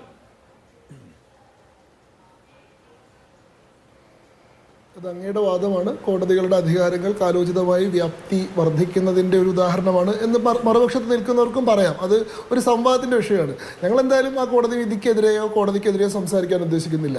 അതായത് അനുകൂലമായിട്ടുള്ള വിധി വരുമ്പോൾ കോടതിയെ പുകഴ്ത്തുകയും എതിരായിട്ടുള്ള വിധി വരുമ്പോൾ കോടതിയെ ഭർസിക്കുകയും ചെയ്യുന്ന, അയോധ്യ കേസിൽ വിധി പറയുമ്പോൾ ജഡ്ജിമാരെ വരെ ആക്ഷേപിക്കുകയും ശബരിമല കേസിൽ വിധി പറയുമ്പോൾ ചക്കര കോടതി എന്ന് പുകഴ്ത്തുകയും അങ്ങനത്തെ ശീലം ഞങ്ങൾക്കില്ല. എന്തായാലും ഈ ചർച്ചയിൽ അങ്ങ് ഉൾപ്പെടെയുള്ള മറ്റ് 4 പേരും ഒരു പക്ഷത്തും ഞാൻ മറുപക്ഷത്തും നിൽക്കുന്നതുകൊണ്ട് ഈ ചർച്ചയിൽ ഇടപെടാൻ മതിയായിട്ടുള്ള സമയത്താണ് എനിക്ക് തരുമെന്ന് ഞാൻ പ്രതീക്ഷിക്കുകയാണ്. 3 കാര്യങ്ങൾ എനിക്ക് എൻ്റെ ഈ ഊഴത്തിൽ പ്രധാനമായിട്ടും പറയാനുണ്ട്. ഒന്ന്, നമ്മുടെ ഇത്തരം സംവാദങ്ങളിൽ പൊതുവെ കാണുന്നത് യാഥാർത്ഥ്യങ്ങളെക്കാൾ കൂടുതൽ പ്രാധാന്യത്തോടുകൂടി ഭാവനകൾ ആഘോഷിക്കപ്പെടുന്നതാണ്. നമുക്ക് കൂട്ടായിട്ടുള്ള ചില സാമൂഹിക ഭാവനകളുണ്ട്. ജവഹർലാൽ നെഹ്റു എങ്ങനെയായിരിക്കും ഇടപെട്ടിരിക്കുക, BR അംബേദ്കർ എന്തായിരിക്കും പറഞ്ഞിട്ടുണ്ടായിരിക്കുക എന്നൊക്കെയുള്ള ഭാവനയുണ്ട്. അവർ യഥാർത്ഥത്തിൽ എന്താണ് പറഞ്ഞത് ചെയ്തത് എന്നുള്ളത് റെക്കോർഡിലുണ്ട്, രേഖയിലുണ്ട്. അത് നമ്മൾ പരിശോധിക്കില്ല. ഭരണഘടനാ നിർമ്മാണ സമിതിയിൽ ഗവർണറുടെ അധികാരവുമായി ബന്ധപ്പെട്ട് നടന്നിട്ടുള്ള ഒരു ചർച്ചയിൽ ഒരു വാചകം മാത്രം ഞാൻ വായിക്കാം. I am in favor of nominated governors partly because it would keep the center in touch with the units and would remove the source of possible separatist tendencies. ഞാൻ കേന്ദ്രം നിയോഗിക്കുന്ന ഗവർണർമാർക്ക് അനുകൂലമാണ്. എന്തുകൊണ്ടെന്നാൽ അത് എല്ലാ യൂണിറ്റുകളെയും കേന്ദ്രത്തോട് ചേർത്ത് നിർത്തുകയും അവിടെ ഉണ്ടാകുന്ന വിഘടനവാദ വിഭജനവാദ ടെൻഡൻസികളെ പ്രതിരോധിക്കുകയും ചെയ്യുന്നതാണ്. Constitutional assembly debates volume 8 page 454. ആരാണ് പറഞ്ഞതെന്ന് അറിയാമോ? ജവഹർലാൽ നെഹ്റുവിൻ്റെയാണ്. അതായത് നോമിനേറ്റഡ് ഗവർണേഴ്സിനെ പിന്തുണച്ചുകൊണ്ട് ജവഹർലാൽ നെഹ്റു പറയുന്നു, അങ്ങനെയുള്ള ഗവർണർ ഇല്ലെങ്കിൽ ആ സംസ്ഥാനങ്ങളിൽ വിഭജനവാദ ടെൻഡൻസി ഉണ്ടാവുമെന്ന്. ഇനി BR അംബേദ്കർ പേജ് നമ്പർ 502 പറയുന്നത് എന്താണ് നോക്കൂ. Because the provincial governments are required to work in subordination to the central government and therefore in order to see that they do act in subordination to central government, the governor will reserve certain things in order to give the president the opportunity to see that the rules under which the provincial governments are supposed to act according to the constitution or in subordination to central governments are observed. എന്തുകൊണ്ട് ഗവർണർക്ക് ചില ബില്ലുകൾ തടഞ്ഞു വെക്കാനുള്ള അധികാരം വേണം, എന്തുകൊണ്ട് രാഷ്ട്രപതി പരിശോധിക്കാൻ വേണ്ടി തടഞ്ഞു വെക്കാനുള്ള അധികാരം വേണം? അവിടെ BR അംബേദ്കർ പറയുന്നു പ്രൊവിൻഷ്യൽ ഗവൺമെന്റുകൾ, അതായത് സംസ്ഥാന ഗവൺമെന്റുകൾ കേന്ദ്ര ഗവൺമെന്റിന് സബോർഡിനേറ്റ് ആയിട്ടാണ് പ്രവർത്തിക്കുന്നത്, അവർക്ക് വിധേയപ്പെട്ടിട്ടാണ് പ്രവർത്തിക്കുന്നത് എന്ന് ഉറപ്പുവരുത്താൻ ഗവർണർക്ക് അത് പരിശോധിക്കാനും രാഷ്ട്രപതിയുടെ പരിഗണനയ്ക്ക് വിടാനുള്ള അധികാരം വേണം. ഇതാണ് ഭരണഘടനാ നിർമ്മാണ സമിതിയിൽ ശരിക്കും നടന്ന ചർച്ച. നിങ്ങളുടെ ഭാവനയിലെ അംബേദ്കറും നെഹ്റുവും മറ്റെന്തൊക്കെയാണ് പറഞ്ഞത് എനിക്കറിയില്ല. ഭരണഘടനാ നിർമ്മാണ സമിതിയിൽ ഗവർണറുടെ ഓഫീസിനെ പറ്റി പറയുന്നത് governor is not merely an agent of the centre but an agency that will push for the central policy എന്നാണ്. സെൻട്രൽ ഗവൺമെന്റ് സ്കീമുകൾക്ക് വേണ്ടി പുഷ് ചെയ്യുന്ന ഒരു ഏജൻസിയാണ്, ambassador of the centre to the states എന്നൊക്കെയാണ് പറഞ്ഞിട്ടുള്ളത്. അപ്പോൾ അതാണ് ഭരണഘടനാ നിർമ്മാണ സമിതി എന്താണ് വിഭാവനം ചെയ്തത് എന്നുള്ളത്. ഇപ്പോൾ ആ വിഭാവനത്തിന് വിപരീതമായിട്ടുള്ള ചില നിർവചനങ്ങളാണ് സംഭവിച്ചുകൊണ്ടിരിക്കുന്നത്. അതാണ് ഭാഗം 1. 2, ഈ വിധി എങ്ങനെയാണ് കേരളത്തെ ബാധിക്കുക എന്നുള്ള ആദ്യത്തെ ചോദ്യത്തിന് ഇടതുപക്ഷത്തിൻ്റെ പ്രതിനിധി പറഞ്ഞിട്ടുള്ള കാര്യങ്ങളെല്ലാം അസംബന്ധമാണെന്ന് പറയേണ്ടി വന്നതിൽ എനിക്ക് ദുഃഖമുണ്ട്. ഈ 2 കേസിൻ്റെ ഫാക്ട്സ് തന്നെ വ്യത്യസ്തമാണ്. തമിഴ്നാട് കേസിൽ എന്തുകൊണ്ടാണ് ഗവർണറുടെ നടപടി ഭരണഘടനാ വിരുദ്ധമാണെന്ന് കോടതി പറഞ്ഞത്? അവിടെ ആദ്യം ഈ പറയുന്ന നിയമങ്ങൾ ഗവർണറുടെ പരിഗണനയ്ക്ക് വിട്ടു.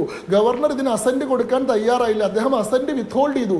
ഈ സാഹചര്യത്തിൽ സംസ്ഥാന നിയമസഭ വീണ്ടും ഈ ബില്ലുകൾ പരിഗണിച്ച് അതിനെ റീനാക്ട് ചെയ്തിട്ട് വീണ്ടും ഗവർണറുടെ പരിശോധനയ്ക്ക് അയച്ചു. അങ്ങനെ റീഎനാക്ട് ചെയ്തിട്ട് അയക്കപ്പെട്ടിട്ടുള്ള ബില്ലുകൾ ഗവർണർ വീണ്ടും അസന്റ് കൊടുക്കാൻ വിസമ്മതിക്കുകയും പിന്നീട് അത് രാഷ്ട്രപതിക്ക് അയക്കുകയും ചെയ്തപ്പോഴാണ് അങ്ങനെ രണ്ടാമത് നിയമസഭ പരിശോധിച്ച് രണ്ടാമത് പാസ്സാക്കി വന്നിട്ടുള്ള നിയമങ്ങൾ പ്രസിഡന്റിന് അയക്കാൻ പറ്റില്ല എന്നാണ് സുപ്രീം കോടതി പറയുന്നത്. അല്ലാണ്ട് നിയമങ്ങൾ പ്രസിഡന്റിന് അയക്കാനേ പാടില്ല എന്നോ വിത്ത്ഹോൾഡ് ചെയ്യാനേ പാടില്ല എന്നോ അല്ല. നിങ്ങൾ പ്രസിഡന്റിന് വേണ്ടി റിസർവ് ചെയ്യുകയാണെങ്കിൽ ആദ്യത്തെ ഊഴത്തിൽ തന്നെ അത് ചെയ്യണമായിരുന്നു. ആ ഊഴത്തിൽ നിങ്ങളത് ചെയ്യാതെ സംസ്ഥാന നിയമസഭ റീകൺസിഡർ ചെയ്ത് രണ്ടാമത് വന്നതിന് ശേഷം അങ്ങനെ ചെയ്യാൻ പറ്റില്ല എന്നുള്ളതാണ്. കേരളത്തിന്റെ കേസിന്റെ ഫാക്ട്സ് ഇതുമായിട്ട് യാതൊരു ബന്ധവുമില്ല. കാരണം എന്താ, ഇവിടെ ഗവർണർ ബിൽസ് റിട്ടേൺ ചെയ്തിട്ടില്ല, സംസ്ഥാന നിയമസഭ ഇത് രണ്ടാമത് പരിശോധിക്കുകയോ രണ്ടാമത് റീഎനാക്ട് ചെയ്യുകയോ ചെയ്തിട്ടില്ല. അങ്ങനെ റീഎനാക്ട് ചെയ്തതിന് ശേഷം മടക്കി അയച്ചിട്ടുള്ള ബില്ലുകൾ ഇവിടെ ഗവർണർ പ്രസിഡന്റിന്റെ അസന്റിന് വേണ്ടി വിട്ടിട്ടില്ല. അപ്പോൾ ഈ നിയമത്തിൽ പറയുന്ന കാര്യങ്ങൾ സ്ക്വയർലി അപ്ലിക്കബിൾ അല്ല കേരളത്തിന്റെ കേസിൽ. കേരളത്തിന്റെ കേസിൽ മറ്റൊരു സെനാരിയോ ആണുള്ളത്. ഇനി മൂന്നാമത്തെ ഏറ്റവും പ്രധാനപ്പെട്ട പ്രശ്നം, ഇവിടെ എന്തുകൊണ്ട് ഒരു അമിതാധികാര പ്രവണത ഉണ്ടായി, ഒരു ജുഡീഷ്യൽ ഓവർറീച്ച് ഉണ്ടെന്ന് വാദിക്കാനുള്ള സാധ്യത വരുന്നു? എന്തെങ്കിലും ഒരു പ്രത്യേകമായിട്ടുള്ള ആ ഭരണഘടനാപരമായിട്ടുള്ള പ്രൊവിഷന്റെ വ്യാഖ്യാനം കൊണ്ടല്ല സുപ്രീം കോടതി ഗവർണറുടെ ആക്ഷനെ നെഗേറ്റ് ചെയ്തിരിക്കുന്നത്. പിന്നെയോ ആർട്ടിക്കിൾ 142 പ്രകാരമുള്ള ഇൻഹറന്റ് പവേഴ്സ് ഉപയോഗിച്ചുകൊണ്ടാണ്. അതായത് പ്രത്യേകമായിട്ടുള്ള സവിശേഷാധികാരങ്ങൾ ഏത് കേസിലും നീതിയുടെ അന്തിമ ലക്ഷ്യം പൂർത്തീകരിക്കാൻ വേണ്ടി സുപ്രീം കോടതിക്ക് എന്ത് വിധിയും പുറപ്പെടുവിക്കാമെന്ന് പറയുന്ന സവിശേഷാധികാരം ഇൻഹറന്റ് പവേഴ്സ് ഉപയോഗിച്ചുകൊണ്ട് ഇവിടെ ഗവർണർ പ്രസിഡന്റിന് അയച്ച നടപടി തന്നെ ശരിയായില്ല. രണ്ടാമത് റീനാക്ട് ചെയ്ത് വന്നതിന് ശേഷം അദ്ദേഹം അസന്റ് കൊടുക്കേണ്ടതായിരുന്നു. അങ്ങനെ അയച്ചത് ആ നടപടി അസാധുവാണ്. അതുകൊണ്ട് പ്രസിഡന്റിന് മുന്നിൽ ഇത് എത്തിയിട്ടേ ഇല്ല എന്ന മട്ടിൽ വേണം പരിഗണിക്കാൻ. അതുകൊണ്ട് ഈ ബില്ലുകൾ ഡീം ടു ബി ഗിവൺ അസന്റായി പരിഗണിക്കുന്നു. അത് ഗവർണർ അസന്റ് കൊടുത്തതായി ഞങ്ങൾ സങ്കല്പിക്കുന്നു എന്നാണ് പറഞ്ഞിട്ടുള്ളത്. ഇത് സവിശേഷാധികാരം ഉപയോഗിച്ചുകൊണ്ട് ഗവർണറുടെ ഡിസ്ക്രിഷണറി പവറിന് നേരെ നടത്തിയിട്ടുള്ള ഒരു കടന്നുകയറ്റമായിട്ട് വേണം വ്യാഖ്യാനിക്കാൻ. എല്ലാ ഓർഗൻസിനും സമാനമായിട്ടുള്ള പവറുണ്ട്. ബഹുമാനപ്പെട്ട സുപ്രീം കോടതി 10-15 വർഷം വിചാരണ നടത്തിയിട്ട് ഏറ്റവും അവസാനം വിധി പറഞ്ഞിട്ടുള്ള ഒരു കേസ് നെഗേറ്റ് ചെയ്യാൻ ഗവർണർക്ക് സാധിക്കും. നിങ്ങൾ സെഷൻസ് കോടതിയിലും അതിന്റെ മേലെ ഹൈക്കോടതിയിലും അതിന്റെ മേലെ സുപ്രീം കോടതിയിൽ 25 കൊല്ലം കേസ് എടുത്തിട്ട് ഒരാളെ തൂക്കിക്കൊല്ലാൻ വിധിച്ചു. ഗവർണർക്ക് വേണമെങ്കിൽ അയാളെ പാഠം ചെയ്യാനുള്ള അധികാരമുണ്ട്. പക്ഷെ അത്തരത്തിലുള്ള അധികാരങ്ങൾ അങ്ങനെ അലക്ഷ്യമായിട്ട് ഉപയോഗിക്കാറില്ല. ഓരോ ഓർഗൻസിന്റെയും സ്ഥാനത്തെയും മാനത്തെയും ബഹുമാനിച്ചുകൊണ്ടുള്ള ഇടപെടലേ നടത്താറുള്ളൂ. ഇവിടെ ഗവർണർക്കും ഓഫീസിനെ തന്നെ അതിനെ ഡിമിനിഷ് ചെയ്യുകയും അവർക്ക് ഭരണഘടനാ തത്വങ്ങൾ പഠിച്ചു കൊടുക്കുകയും ചെയ്യുന്ന ട്യൂട്ടറുടെ റൂളിലേക്ക് സുപ്രീം കോടതി മാറുന്നത് the theory of separation of പവേഴ്സിന്റെ സ്റ്റേറ്റ് എന്ന് പറയുന്ന വ്യവസ്ഥാ സങ്കല്പത്തിന് വിരുദ്ധമാണ് എന്നൊരു വാദം അവിടെ ഉണ്ടാവും. ശരി, താങ്കൾ 3 കാര്യവും സവിസ്തരവും പറഞ്ഞു ശശാങ്കു. 1-2 കാര്യങ്ങൾ ഇപ്പോൾ താങ്കൾ പറഞ്ഞു. ഇപ്പോൾ കേരളത്തിന്റെ സെനാരിയോയും തമിഴ്നാടിന്റെ സെനാരിയോയും രണ്ടാണ്. കാരണം തമിഴ്നാട് റീഎനാക്ട് ചെയ്ത ബില്ലിനെയാണ് ഗവർണർ രാഷ്ട്രപതിക്ക് അയച്ചത് എന്ന്. പക്ഷേ കേരളത്തിന്റെയും തമിഴ്നാടിന്റെയും സെനാരിയോ ഒന്നാവുന്ന ചില സാഹചര്യങ്ങളുണ്ട്. ഇവിടെ സുപ്രീം കോടതി അസന്നിഗ്ധമായി വ്യക്തമാക്കിയിരിക്കുന്ന കാര്യം, ഗവർണറെ സംബന്ധിച്ച് നിയമസഭ ഒരു ബില്ല് പാസ്സാക്കി അയച്ചാൽ അതിന്മേൽ 3 ഓപ്ഷൻ ഉണ്ട്. ഒന്നുകിൽ അനുമതി കൊടുക്കാം, അല്ലെങ്കിൽ അത് തിരിച്ചയക്കാം, നിയമസഭയ്ക്ക് തിരിച്ചയക്കാം, 3 രാഷ്ട്രപതിക്ക് അയക്കാം. ഈ മൂന്ന് പ്രൊവിഷൻസ് ഉണ്ട്. അത് വെച്ച് താമസിപ്പിക്കരുത്, സമയബന്ധിതമായി ഈ കാര്യങ്ങൾ ചെയ്യണം. അതിനാണല്ലോ സുപ്രീം കോടതി ഇപ്പോൾ ഒരു സമയപരിധി വെച്ചിട്ടുള്ളത്. സമയബന്ധിതമായി ചെയ്യേണ്ട കാര്യമാണ് അത് എന്ന സെനാരിയോ അവിടെ സെയിം ആണല്ലോ. കേരളത്തിന്റെ ബില്ലുകൾ, കേരള നിയമസഭ പാസാക്കിയ ബില്ലുകൾ അനന്തമായി ഗവർണർ പിടിച്ചു വെച്ചിട്ടുണ്ട് എന്നുള്ളത് വസ്തുതയാണല്ലോ. അതിനുശേഷമാണ് ഗവർണർ അങ്ങനെ പിടിച്ചു വെച്ചതിന് ശേഷമാണ് പ്രസിഡൻഷ്യൽ അസന്റിന് അയച്ചിട്ടുണ്ട് ഉള്ളത് എന്നുള്ളത് വസ്തുതയാണല്ലോ. അപ്പോൾ അത് സുപ്രീം കോടതിയുടെ വേറൊരു ബെഞ്ചിന് മുൻപാകെ ഇപ്പോൾ പരിഗണനയിലുണ്ട്. അത് ആ കേസിൽ അടുത്ത് തന്നെ ഒരു തീരുമാനം ഉണ്ടാകുമെന്ന് പ്രതീക്ഷിക്കുകയും ചെയ്യാം. ഇവിടെ ബേസിക് ഫാക്ട് എന്താണ്? കേന്ദ്രത്തിന്റെ ഏജന്റായി പ്രവർത്തിക്കുന്ന ഗവർണർ സംസ്ഥാന നിയമസഭകളുടെ നിയമനിർമ്മാണ അവകാശത്തിന് മുകളിൽ അടയിരിക്കുന്നു. സംസ്ഥാന നിയമസഭകളുടെ നിയമനിർമ്മാണ അവകാശത്തിന് തടയിടുന്നു. അതാണല്ലോ റോഡ് ബ്ലോക്കുകൾ ഉണ്ടാക്കരുത് എന്നുള്ളതാണ് സുപ്രീം കോടതിയുടെ പരമമായ കൺസെപ്റ്റ്. ആ റോഡ് ബ്ലോക്കുകൾ ഉണ്ടാക്കി എന്ന ബോധ്യത്തിലാണ് താങ്കൾ പറഞ്ഞതുപോലെ സവിശേഷ അധികാരം 142 ഉപയോഗിച്ച് ഈ ബില്ലുകൾ നിയമമായിട്ടുണ്ട് എന്ന് കോടതി പ്രഖ്യാപിച്ചിട്ടുള്ളത്. അപ്പോൾ എന്താണ് സെനാരിയോ? സംസ്ഥാന നിയമസഭകളുടെ അധികാരം ഗവർണർ എന്ന തെരഞ്ഞെടുക്കപ്പെടാത്ത അപ്പോയിന്റഡ് ആയിട്ടുള്ള നോമിനേറ്റഡ് ആയിട്ടുള്ള ഒരാൾ കവരുന്നു എന്നുള്ള പ്രശ്നം എല്ലായിടത്തും ഒന്നാണ് sir.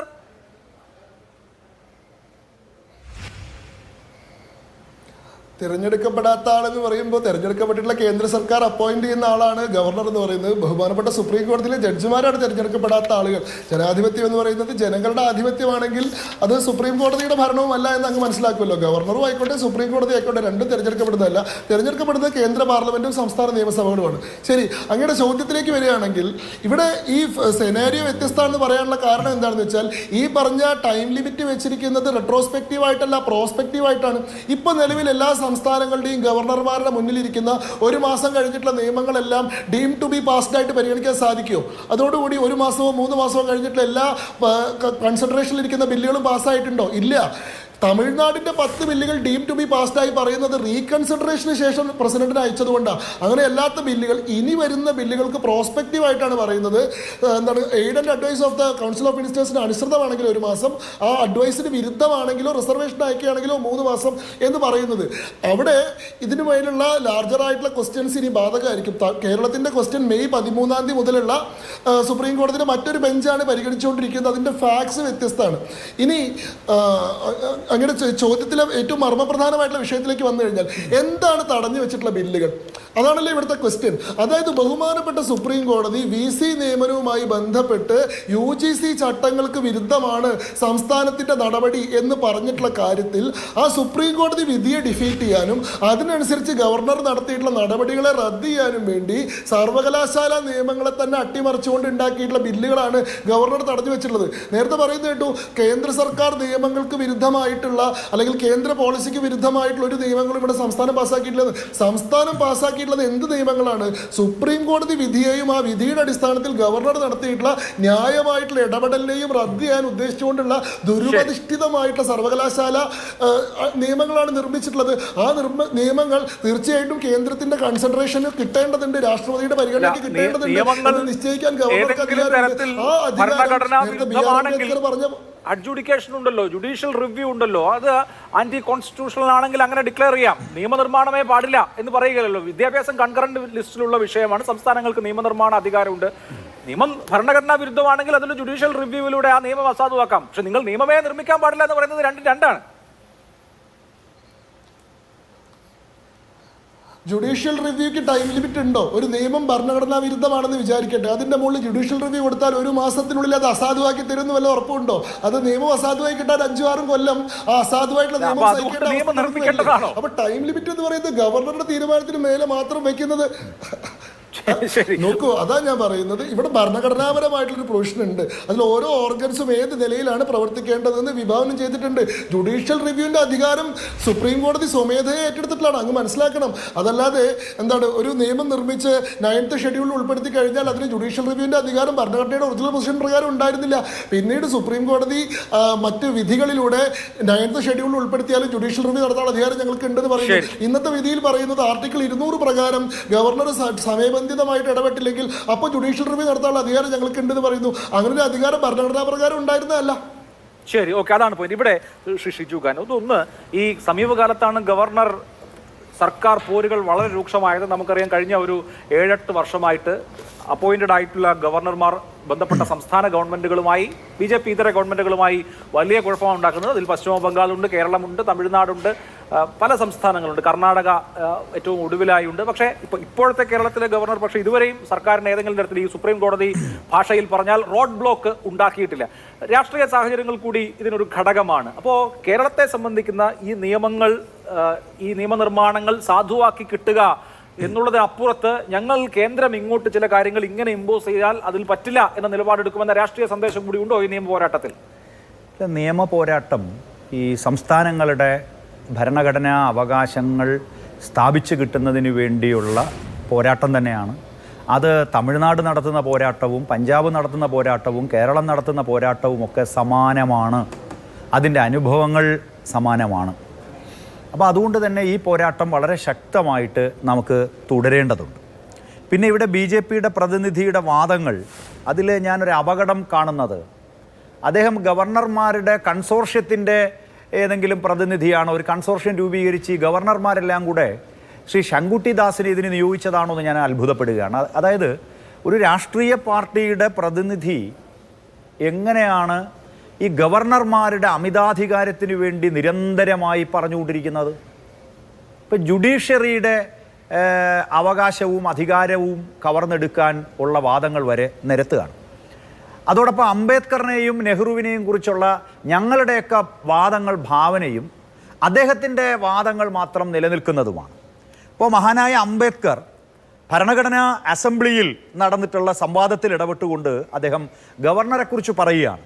The governor under the constitution has no functions which he can discharge by himself, no functions at all. While he has no functions, he has certain duties to perform.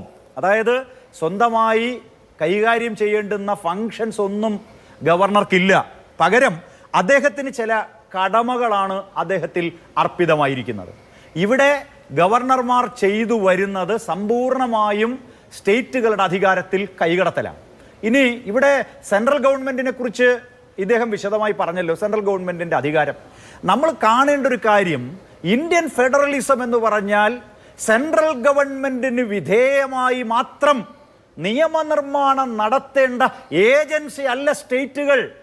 വളരെ അടിസ്ഥാനപരമായ കാഴ്ചപ്പാട് അതാണ്. അങ്ങനെ സെൻട്രൽ ഗവൺമെൻറ് ഇരിക്കാൻ പറഞ്ഞാൽ ഇരിക്കാനും നിൽക്കാൻ പറഞ്ഞാൽ നിൽക്കാനും സെൻട്രൽ ഗവൺമെൻറ്റിൻ്റെ ഗൈഡ് ലൈൻ അനുസരിച്ച് ലെജിസ്ലേഷൻ ഉണ്ടാക്കാനും അങ്ങനെ അല്ല ഭരണഘടനാ കാഴ്ചപ്പാട്.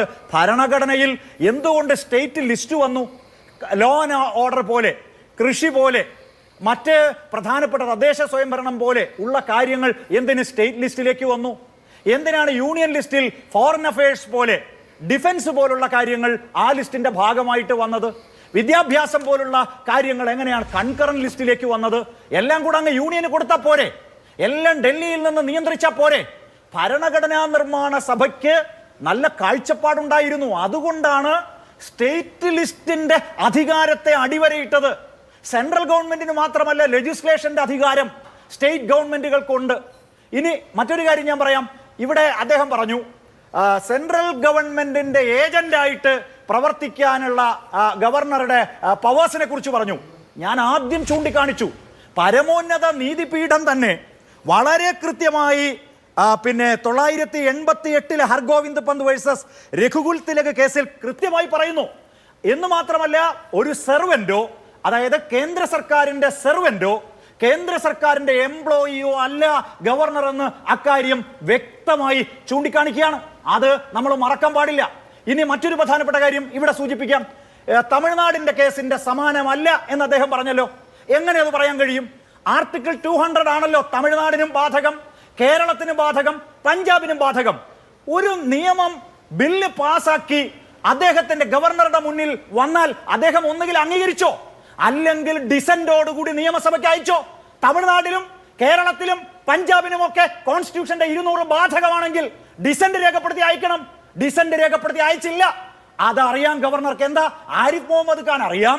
ഡിസന്റ് രേഖപ്പെടുത്തി അയച്ചാൽ പിന്നീട് ബില്ല് പാസ്സാക്കപ്പെട്ട് തന്റെ മുന്നിൽ വന്നാൽ താൻ അംഗീകരിക്കേണ്ടി വരും. ആ അംഗീകരിച്ചില്ലെങ്കിൽ തൽസ്ഥാനത്ത് തുടരാൻ അദ്ദേഹം യോഗ്യനല്ല. അപ്പോ ആർട്ടിക്കിൾ 200 ആണ് അടിസ്ഥാന പ്രശ്നം. അത് നിങ്ങൾ അംഗീകരിക്കുന്നുണ്ടോ അംഗീകരിക്കുന്നില്ലേ? ഇത്രയേ ഉള്ളൂ. ശരി. അത് അംഗീകരിച്ച പോലും. പിന്നെ ഒറ്റ കാര്യം കൂടി അഭിലാഷേ, അങ്ങ് ഒരു മിനിറ്റ് എനിക്ക് തരണം. അതായത് ഇപ്പോൾ അദ്ദേഹം പറഞ്ഞു ഇവിടെ ഏതൊക്കെ ബില്ലുകളാണ് തടഞ്ഞു വെച്ചത്. ഞാൻ ചൂണ്ടിക്കാണിക്കുന്നത് സ്റ്റേറ്റിന് അധികാരമുള്ള കാര്യങ്ങളാണ്. ഒരു ഗവർണറെ ചാൻസലർ ആക്കണോ വേണ്ടയോ എന്നത് കോൺസ്റ്റിറ്റ്യൂഷണൽ ചോദ്യമല്ല ശങ്കുട്ടിദാസെ. കോൺസ്റ്റിറ്റ്യൂഷനിൽ എവിടെയാ ചാൻസലർ ഗവർണർ ആകണമെന്ന് പറയുന്നത്? ചാൻസലർ ഗവർണർ ആകണമെന്ന് തീരുമാനിച്ചത് സ്റ്റേറ്റ് നിയമസഭയാണ്. സ്റ്റേറ്റ് നിയമസഭ നിയമം ഉണ്ടാക്കി. ആ നിയമം അമെൻഡ് ചെയ്യാനുള്ള അധികാരം കേന്ദ്ര ഗവൺമെന്റിനല്ല, പ്രസിഡന്റിനല്ല, ഗവർണർക്കല്ല. ആ അധികാരം ആർട്ടിക്കിൾ 200 പ്രകാരം സ്റ്റേറ്റിനാണ്. അതുകൊണ്ടാണ് സ്റ്റേറ്റ് നിയമസഭ ചാൻസലർ സ്ഥാനത്ത് നിന്ന് ഗവർണറെ മാറ്റിയത്. നിങ്ങൾ എന്തുകൊണ്ട് അംഗീകരിക്കുന്നില്ല? സ്റ്റേറ്റിനുമേൽ എല്ലാ അധികാരങ്ങളും അഴിച്ചുവെച്ച് സ്റ്റേറ്റിനെ നിർവീര്യമാക്കി യൂണിയൻ ഓഫ് സ്റ്റേറ്റ്സ് എന്ന് പറയുന്ന കാഴ്ചപ്പാടിനെ നിങ്ങൾ അട്ടിമറിക്കുകയാണ്. യൂണിയൻ ഓഫ് സ്റ്റേറ്റ്സ് ആണ്, സംസ്ഥാനങ്ങളുടെ യൂണിയനാണ് ഇന്ത്യ, സംസ്ഥാനങ്ങളുടെ യൂണിയനാണ്. ആ സംസ്ഥാനങ്ങളെ നിർവീര്യമാക്കാൻ കഴിയില്ലെന്നാണ് ഇന്നത്തെ സുപ്രീം കോടതിയുടെ വിധി. ശരി, ഇവിടെ ഷിബു മീരാൻ, പിണറായി വിജയൻ, ആരിഫ് മുഹമ്മദ് ഖാൻ അല്ലെങ്കിൽ MK സ്റ്റാലിൻ, രവി, ഇങ്ങനെയുള്ള വ്യക്തികളുടെ പോരാട്ടങ്ങളുടെയോ പ്രശ്നമല്ല. അടിസ്ഥാനപരമായ പ്രശ്നം ഫെഡറലിസവും ജനാധിപത്യവുമാണ്. ഒരു നാട്ടിലെ ജനങ്ങൾ അവർക്ക് വേണ്ട പ്രതിനിധികളെ തിരഞ്ഞെടുക്കുന്നു. ആ പ്രതിനിധികൾ കൂടി ചേർന്ന് നിയമനിർമ്മാണം നടത്തുന്നു. ഇത് മൗലികമായ ജനാധിപത്യ സങ്കല്പമാണല്ലോ. അതിന് ഘടകവിരുദ്ധമായി ആ ജനങ്ങളുടെ ഇച്ഛയെ പ്രതിനിധീകരിക്കുന്ന ആളുകളെ അംഗീകരിക്കാതെ അതിന് മുകളിൽ കൂടി വേറൊരു തീരുമാനം വരിക എന്ന് പറയുന്നത് ജനാധിപത്യത്തിന്റെ അന്തസത്തയ്ക്ക് നിരക്കുന്നതല്ല. അത് സംഭവിക്കുന്നു എന്ന ഘട്ടത്തിൽ ഇപ്പോൾ ആർട്ടിക്കിൾ 200-നെ കോടതി വളരെ വിശദമായി വ്യാഖ്യാനിക്കുകയും ഇതാണ് ഈ ആർട്ടിക്കിൾ 200-ന്റെ സത്ത എന്ന് പറയുകയും ചെയ്യുകയാണ്. അപ്പോൾ അതിനെ നമ്മൾ ഏതെങ്കിലും സ്റ്റേറ്റുകളെയോ ആ സ്റ്റേറ്റുകൾ ഭരിക്കുന്ന രാഷ്ട്രീയ കക്ഷികളെയോ ബന്ധപ്പെടുത്തി കാണേണ്ടതേ അല്ല. ഇത് അടിസ്ഥാനപരമായി ജനാധിപത്യത്തിന് വേണ്ടിയുള്ള പോരാട്ടമാണ്, ഫെഡറലിസത്തിന് വേണ്ടിയുള്ള പോരാട്ടമാണ്. ഫെഡറലിസം നിലനിൽക്കണോ വേണ്ടയോ എന്നുള്ള ചോദ്യമാണ്. അപ്പോൾ ഫെഡറലിസം വേണോ വേണ്ടയോ എന്നുള്ള ചോദ്യത്തിന് നിങ്ങളുടെ മുന്നണി എവിടെ നിൽക്കുന്നു? ഫെഡറലിസം വേണം എന്ന കാര്യത്തിൽ ഇവിടെ ആർക്കും സംശയമില്ലല്ലോ. താങ്കൾ എന്നോട് ചോദിച്ച രാഷ്ട്രീയ ചോദ്യത്തിനാണ് ഞാൻ ആദ്യം ഉത്തരം പറഞ്ഞു. ഞാൻ അപ്പോഴും എൻ്റെ വാദം അവസാനിപ്പിച്ചു. ഇതിന് ലാർജർ കൺസെപ്റ്റിൽ ഫെഡറലിസത്തിൻ്റെ ഭരണഘടനയുടെ കാഴ്ചപ്പാടിൽ ഞങ്ങൾ സമ്പൂർണ്ണമായും കേരളത്തിൽ നിയമം നിർമ്മിക്കാനുള്ള കേരളത്തിലെ പിണറായി സർക്കാരിൻ്റെ ഒരു അവകാശത്തെയും ഞങ്ങളൊരു ഘട്ടത്തിൽ ചോദ്യം ചെയ്യുന്നതല്ല. ഇവിടെ നേരത്തെ ചർച്ചയിൽ വന്ന 1-2 കാര്യങ്ങൾ അഭിലാഷേ. ഇപ്പോൾ എന്താണ് ഈ ഇവിടെ അംബേദ്കറിൻ്റെയും അതേപോലെ തന്നെ പണ്ഡിറ്റ് നെഹ്റുവിൻ്റെയൊക്കെ ചില കോട്ടുകൾ, ചില പരാമർശങ്ങൾ കോൺസ്റ്റിറ്റ്യൂഷൻ അസംബ്ലി ഡിബേറ്റിൽ വളരെ വിശദമായി BJPയുടെ പ്രതിനിധിയുടെ വായിച്ചു. ശരിയാണ്, അവരൊക്കെ പലതരം അഭിപ്രായ പ്രകടനങ്ങൾ രേഖപ്പെടുത്തി. ഈ കോൺസ്റ്റിറ്റ്യൂഷൻ അസംബ്ലി എന്ന് പറഞ്ഞാൽ ഈ BJP കൊണ്ടുവരുന്ന JPC പോലെ ഒരു കൂട്ടർ ഏകപക്ഷീയമായിട്ട് പറയുക, മറ്റേ കൂട്ടർ കേട്ടിരിക്കുക, അങ്ങനെയല്ല കേട്ടോ. ഈ നെഹ്റു പറയുന്ന മുഴുവൻ തലവലിക്ക് സമ്മതിക്കുക അങ്ങനെയായിരുന്നില്ല. ഇത്തരം വിശാലമായ ചർച്ചകളുടെ അടിസ്ഥാനത്തിൽ രൂപപ്പെട്ട നമ്മുടെ ഭരണഘടനയുണ്ട്. ഈ പറയുന്ന ഈ ആർട്ടിക്കിൾ 142 ഉണ്ടല്ലോ, സുപ്രീം കോടതിയുടെ അധികാരം, അത് മാനത്തുനിന്ന് സുപ്രീം കോടതി പറിച്ചെടുത്ത് കയ്യിൽ വെച്ച സാധനമല്ല, ഇന്ത്യയുടെ കോൺസ്റ്റിറ്റ്യൂഷൻ കൊടുത്തതാണ്. നിയമപരമായി കൃത്യമായി നിർവചിക്കപ്പെടാത്ത വിഷയങ്ങളിൽ അന്തിമ നീതി പൂർത്തീകരിക്കണമെങ്കിൽ വേണമെങ്കിൽ സുപ്രീം കോടതിക്ക് ഇടപെടാം. ഈ ഗവർണറുടെ ഒരു അധികാരത്തെയും പിന്നെ അത് അസെൻഡ് ചെയ്യാൻ, അതിന് പിന്നെന്താണ് അത് തിരിച്ചയക്കാൻ, പ്രസിഡന്റിന് കൊടുക്കാൻ, ഈ 3 അധികാരങ്ങളെ രാജ്യത്തിന്റെ സുപ്രീം കോടതി തൊട്ടിട്ടേയില്ല. അത് എടുത്തു മാറ്റിയിട്ടില്ല. ആസൂണാസ് എന്ന വാക്കിന് നിങ്ങൾ 4-5 വർഷം കൊല്ലത്തെ ദീർഘം കൊടുത്താൽ അത് പറ്റില്ല എന്ന് രാജ്യത്തിന്റെ സുപ്രീം കോടതി പറഞ്ഞുള്ളൂ. അതുകൊണ്ട് ഗവർണർ എന്ന പദവിയെ റദ്ദാക്കിയിട്ടില്ല, അദ്ദേഹത്തിന്റെ അധികാരത്തെയും റദ്ദാക്കിയിട്ടില്ല. ഈ ഗവർണർമാരുടെ കയ്യിൽ ഡൽഹിയിൽ നിന്ന് BJP കൊടുത്തു വിടുന്ന ഒരു മൂക്കുകയറുണ്ട്.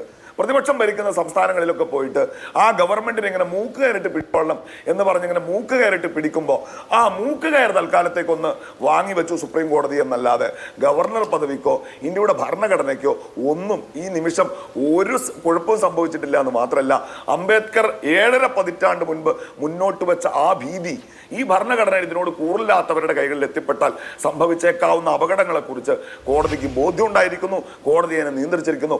വളരെ കൃത്യമായി മനോഹരമായി ഒറ്റ വാക്കിൽ പറഞ്ഞിരിക്കുന്നു, governor should be a catalyst, he should not be an inhibitor എന്ന് പറഞ്ഞു വെച്ചു. ഇനി ഞാൻ പിന്നെ അഭിലാഷ പറഞ്ഞ ചോദ്യത്തിലേക്ക്, ഇതിനെ വിശാലമായി ഇപ്പൊ ഈ പിണറായി വിജയനും ആരിഫ് മുഹമ്മദ് ഖാനും മുഖാമുഖം നിന്ന 3-4 സന്ദർഭങ്ങളിൽ ഞങ്ങൾ പിണറായി വിജയനോടൊപ്പം കേരള സർക്കാരിനോടൊപ്പം കേരളത്തിലെ ജനങ്ങൾക്ക് വേണ്ടി നിയമം നിർമ്മിക്കാൻ കേരള ജനത 5 വർഷത്തേക്ക് പിണറായി സർക്കാരിന് കൊടുത്ത മാൻഡേറ്റിനൊപ്പം നിന്ന 2-3 അനുഭവങ്ങൾ ഞാൻ അഭിലാഷിനോട് ചൂണ്ടിക്കാണിച്ചു. അഭിലാഷ് ഒരു ഒരു കാര്യം രാഷ്ട്രീയത്തിൽ ന്യായമായും മനസ്സിലാക്കും. ഞങ്ങൾക്ക് കിട്ടിയ മാൻഡേറ്റ് 2021 മുതൽ 26 വരെ പ്രതിപക്ഷത്തിരിക്കുന്ന ജനാധിപത്യത്തിൽ ഈ ഗവൺമെന്റിനെ തിരുത്തുക എന്നതാണ്. സമ്പൂർണ്ണമായും LDF-ലെ ഘടകകക്ഷി പിന്തുണയ്ക്കുന്ന പോലെ ഞങ്ങൾ പിന്തുണയ്ക്കണം എന്ന അഭിലാഷ് വാശി പിടിച്ച് കളയരുത്. ചില സന്ദർഭങ്ങളിൽ ഞങ്ങൾ വിയോജിപ്പുകൾ രേഖപ്പെടുത്തിയിട്ടുണ്ട്. ആ വിയോജിപ്പുകളൊക്കെ അവിടെ ഉള്ളപ്പോഴും വിശാലമായ അർത്ഥത്തിൽ ഇതിന് മേലുള്ള അപകടം ഞങ്ങൾ തിരിച്ചറിയുന്നുണ്ട്. ഈ ഗവർണർമാരുടെ അധികാരത്തിന് വേണ്ടി ഘോരഘോരം BJP വാദിക്കുന്നത് ഭരണഘടനയോടുള്ള കൂറുകൊണ്ടല്ല. ഗവർണർമാർ ഉപയോഗപ്പെടുത്തി സംസ്ഥാനങ്ങളിൽ ഇവർ കാണിച്ച പാതിര നാടകങ്ങളെ കുറിച്ച് ഞാൻ 3-4 ഉദാഹരണങ്ങൾ പറഞ്ഞിട്ട് അതിലേക്ക് ഒന്നും വന്നില്ല. സിമ്പിളാണ്. ഇവർക്ക് താല്പര്യമുള്ള സംസ്ഥാനങ്ങളിൽ ഗവർണർമാർ സംസ്ഥാന സർക്കാരിന്റെ ഫയൽ വേണമെങ്കിൽ നിയമസഭയിൽ അങ്ങോട്ട് ചെന്ന് ഒപ്പിട്ട് കൊടുക്കും. പ്രതിപക്ഷമാണ് പാസ്സാക്കി അയക്കുന്നതെങ്കിൽ ഇതുപോലെ പിടിച്ചു വെക്കും. ആ ഏർപ്പാടിനെ സുപ്രീം കോടതി തുറന്നു കാണിച്ചു എന്ന് മാത്രമേ ഉള്ളൂ. ശരി, ഓക്കെ. ഇടവേളയിലേക്ക് പോകുന്നതിന് മുമ്പ് അഡ്വക്കേറ്റ് VN ഹരിദാസ്, കേരളത്തിന് ഇതെങ്ങനെ ബാധകമാകും? ഇപ്പോൾ ചീഫ് ജസ്റ്റിസ് ഓഫ് ഇന്ത്യയുടെ മുമ്പിൽ സഞ്ജീവ് ഖന്നയുടെ ബെഞ്ചിന് മുമ്പിലാണ് കേരളത്തിന്റെ കേസ് ഉള്ളത്. ഇന്ന് കേരളത്തിന്റെ അഭിഭാഷകൻ KK വേണുഗോപാൽ വാദിച്ചത് കേരളത്തിന്റെ കേസ്, ഈ വിധി, അതായത് തമിഴ്നാട് കേസിൽ സുപ്രീം കോടതിയുടെ ജസ്റ്റിസ് പാടിവാലയുടെ ബെഞ്ച് പുറപ്പെടുവിച്ച വിധി കേരളത്തിനും ബാധകമാണ്, കേരളത്തിന്റെ കേസ് കവർ ചെയ്യുന്നതാണ് എന്നുള്ളതാണ്. സുപ്രീം കോടതി അത് പരിശോധിക്കാം എന്ന് പറയുകയും ചെയ്തു. അത്രയേ ഉണ്ടായിട്ടുള്ളൂ. അപ്പോൾ ഇത് മറ്റ് സംസ്ഥാനങ്ങളെ സംബന്ധിച്ചും ബാധകമാകാൻ പോകുന്ന ഒരു നിയമതത്വമായി വരുമോ, അതോ കേരളത്തെ സംബന്ധിച്ച്, കേരളത്തിന്റെ കേസിനെ സംബന്ധിച്ച് ഇനിയും കുറെ മുന്നോട്ട് പോകാനുണ്ടോ? അത് നമുക്ക് മുഴുവനായിട്ട് ഇപ്പോൾ പറയാൻ സാധിക്കില്ല. നേരത്തെ ഇപ്പോൾ ഈ ശങ്കുട്ടി ദാസ് സൂചിപ്പിച്ചതുപോലെ അറ്റോർണി ജനറൽ തന്നെ ഇത് പറഞ്ഞിട്ടുണ്ട്. അവർ പുതിയ അപേക്ഷകളുമായിട്ട് വരും എന്ന് പറഞ്ഞിട്ടുണ്ട്. കേരളത്തിൻ്റെ കേസ് കേൾക്കുന്ന സുപ്രീം കോടതി ബെഞ്ചാണ് അത് തീരുമാനിക്കേണ്ടത്. ഇത് ബാധകമാകുമോ അതോ ഈ പറയുന്ന നിയമപ്രശ്നങ്ങളാണല്ലോ, അതിൻ്റെ കൂടുതൽ ഗവർണർ പദവിയെ സംബന്ധിച്ചിട്ടുള്ള വിവേചനാധികാരങ്ങളെ സംബന്ധിച്ചിട്ടുള്ള ഈ ഒരു കൂടുതലായിട്ടുള്ള ഭരണഘടനാ ബെഞ്ച്, വിശാലമായ ബെഞ്ച് പരിശോധിക്കണം എന്നുള്ളൊരു അഭിപ്രായമാണ് ചീഫ് ജസ്റ്റിസ് അധ്യക്ഷനായിട്ടുള്ള ബെഞ്ചിനുണ്ടെങ്കിൽ അതിനുള്ളൊരു സാധ്യതയും നമുക്ക് പൂർണ്ണമായിട്ടും തള്ളിക്കളയാൻ പറ്റില്ല. പക്ഷേ ഇപ്പോഴത്തെ സ്ഥിതിയിൽ അത് കേരളത്തിന് അനുകൂലമായിട്ട് വരും എന്നാണ് നമുക്ക് പ്രതീക്ഷിക്കാൻ കഴിയുന്നൊരു കാര്യം. തീർച്ചയായും. എന്തായാലും ആർട്ടിക്കിൾ 200ന്റെ സ്കോപ്പ് വളരെ വിശദമായി സുപ്രീം കോടതി വ്യക്തമാക്കിയ സ്ഥിതിക്ക് കേരളത്തിന്റെ കേസും അങ്ങനെ ആവാൻ സാധ്യതയുണ്ട്. ഈ Shankuttidas, India that is Bharat shall be A union of States എന്നാണല്ലോ ഇന്ത്യൻ ഭരണഘടനയിലെ ആദ്യത്തെ ആർട്ടിക്കിൾ. നമ്മുടെ രാജ്യം സ്റ്റേറ്റുകളുടെ ഒരു യൂണിയനാണ്. ആ സങ്കല്പത്തിലാണ് പോകുന്നത്. ഇപ്പോൾ കാലാകാലം, കൽപ്പാന്ത കാലത്തോളം നിങ്ങൾ കേന്ദ്ര സർക്കാർ ഭരിക്കും എന്നൊന്നും ഇല്ലല്ലോ. ഈ കഴിഞ്ഞ ഒരു 10 പതിറ്റാണ്ടിലേറെയായി, ഒരു 11 വർഷമായിട്ടാണ് നിങ്ങൾ ഭരിക്കുന്നത്. അതിന് മുമ്പ് പ്രതിപക്ഷത്തായിരുന്നു. നരേന്ദ്രമോദി 13 കൊല്ലം മുഖ്യമന്ത്രിയായിരുന്നല്ലോ. അപ്പോൾ അവിടുത്തെ ജനങ്ങൾ, ഗുജറാത്തിലെ ജനങ്ങൾ മോദിയുടെ നേതൃത്വത്തിലുള്ള സർക്കാരിന് ഭൂരിപക്ഷം കൊടുക്കുമ്പോൾ, ആ നിയമനിർമ്മാണ സഭ നിയമങ്ങൾ പാസ്സാക്കുമ്പോൾ അതിനെ അന്ന് ഭരിച്ചിരുന്ന UPA സർക്കാർ കർട്ടയിൽ ചെയ്യുന്ന വിധത്തിൽ പെരുമാറിയാൽ അത് അംഗീകരിക്കാൻ പറ്റുമായിരുന്നോ? ഇല്ല. ഇന്ന് പറഞ്ഞ പോലെയാണ്. അങ്ങനെ ഒരു രാഷ്ട്രീയ പാർട്ടിയുടെ പ്രതിനിധിയല്ലേ. നാളെ ആരും കേന്ദ്ര ഭരണത്തിൽ വരാം, സംസ്ഥാന ഭരണത്തിൽ വേറെ ആളുകൾ വരാം. അപ്പോൾ എല്ലാ ആളുകളുടെയും ജനാധിപത്യ അവകാശങ്ങൾ സംരക്ഷിക്കപ്പെടുക എന്നുള്ളതല്ലേ അടിസ്ഥാനപരമായി വേണ്ടത്?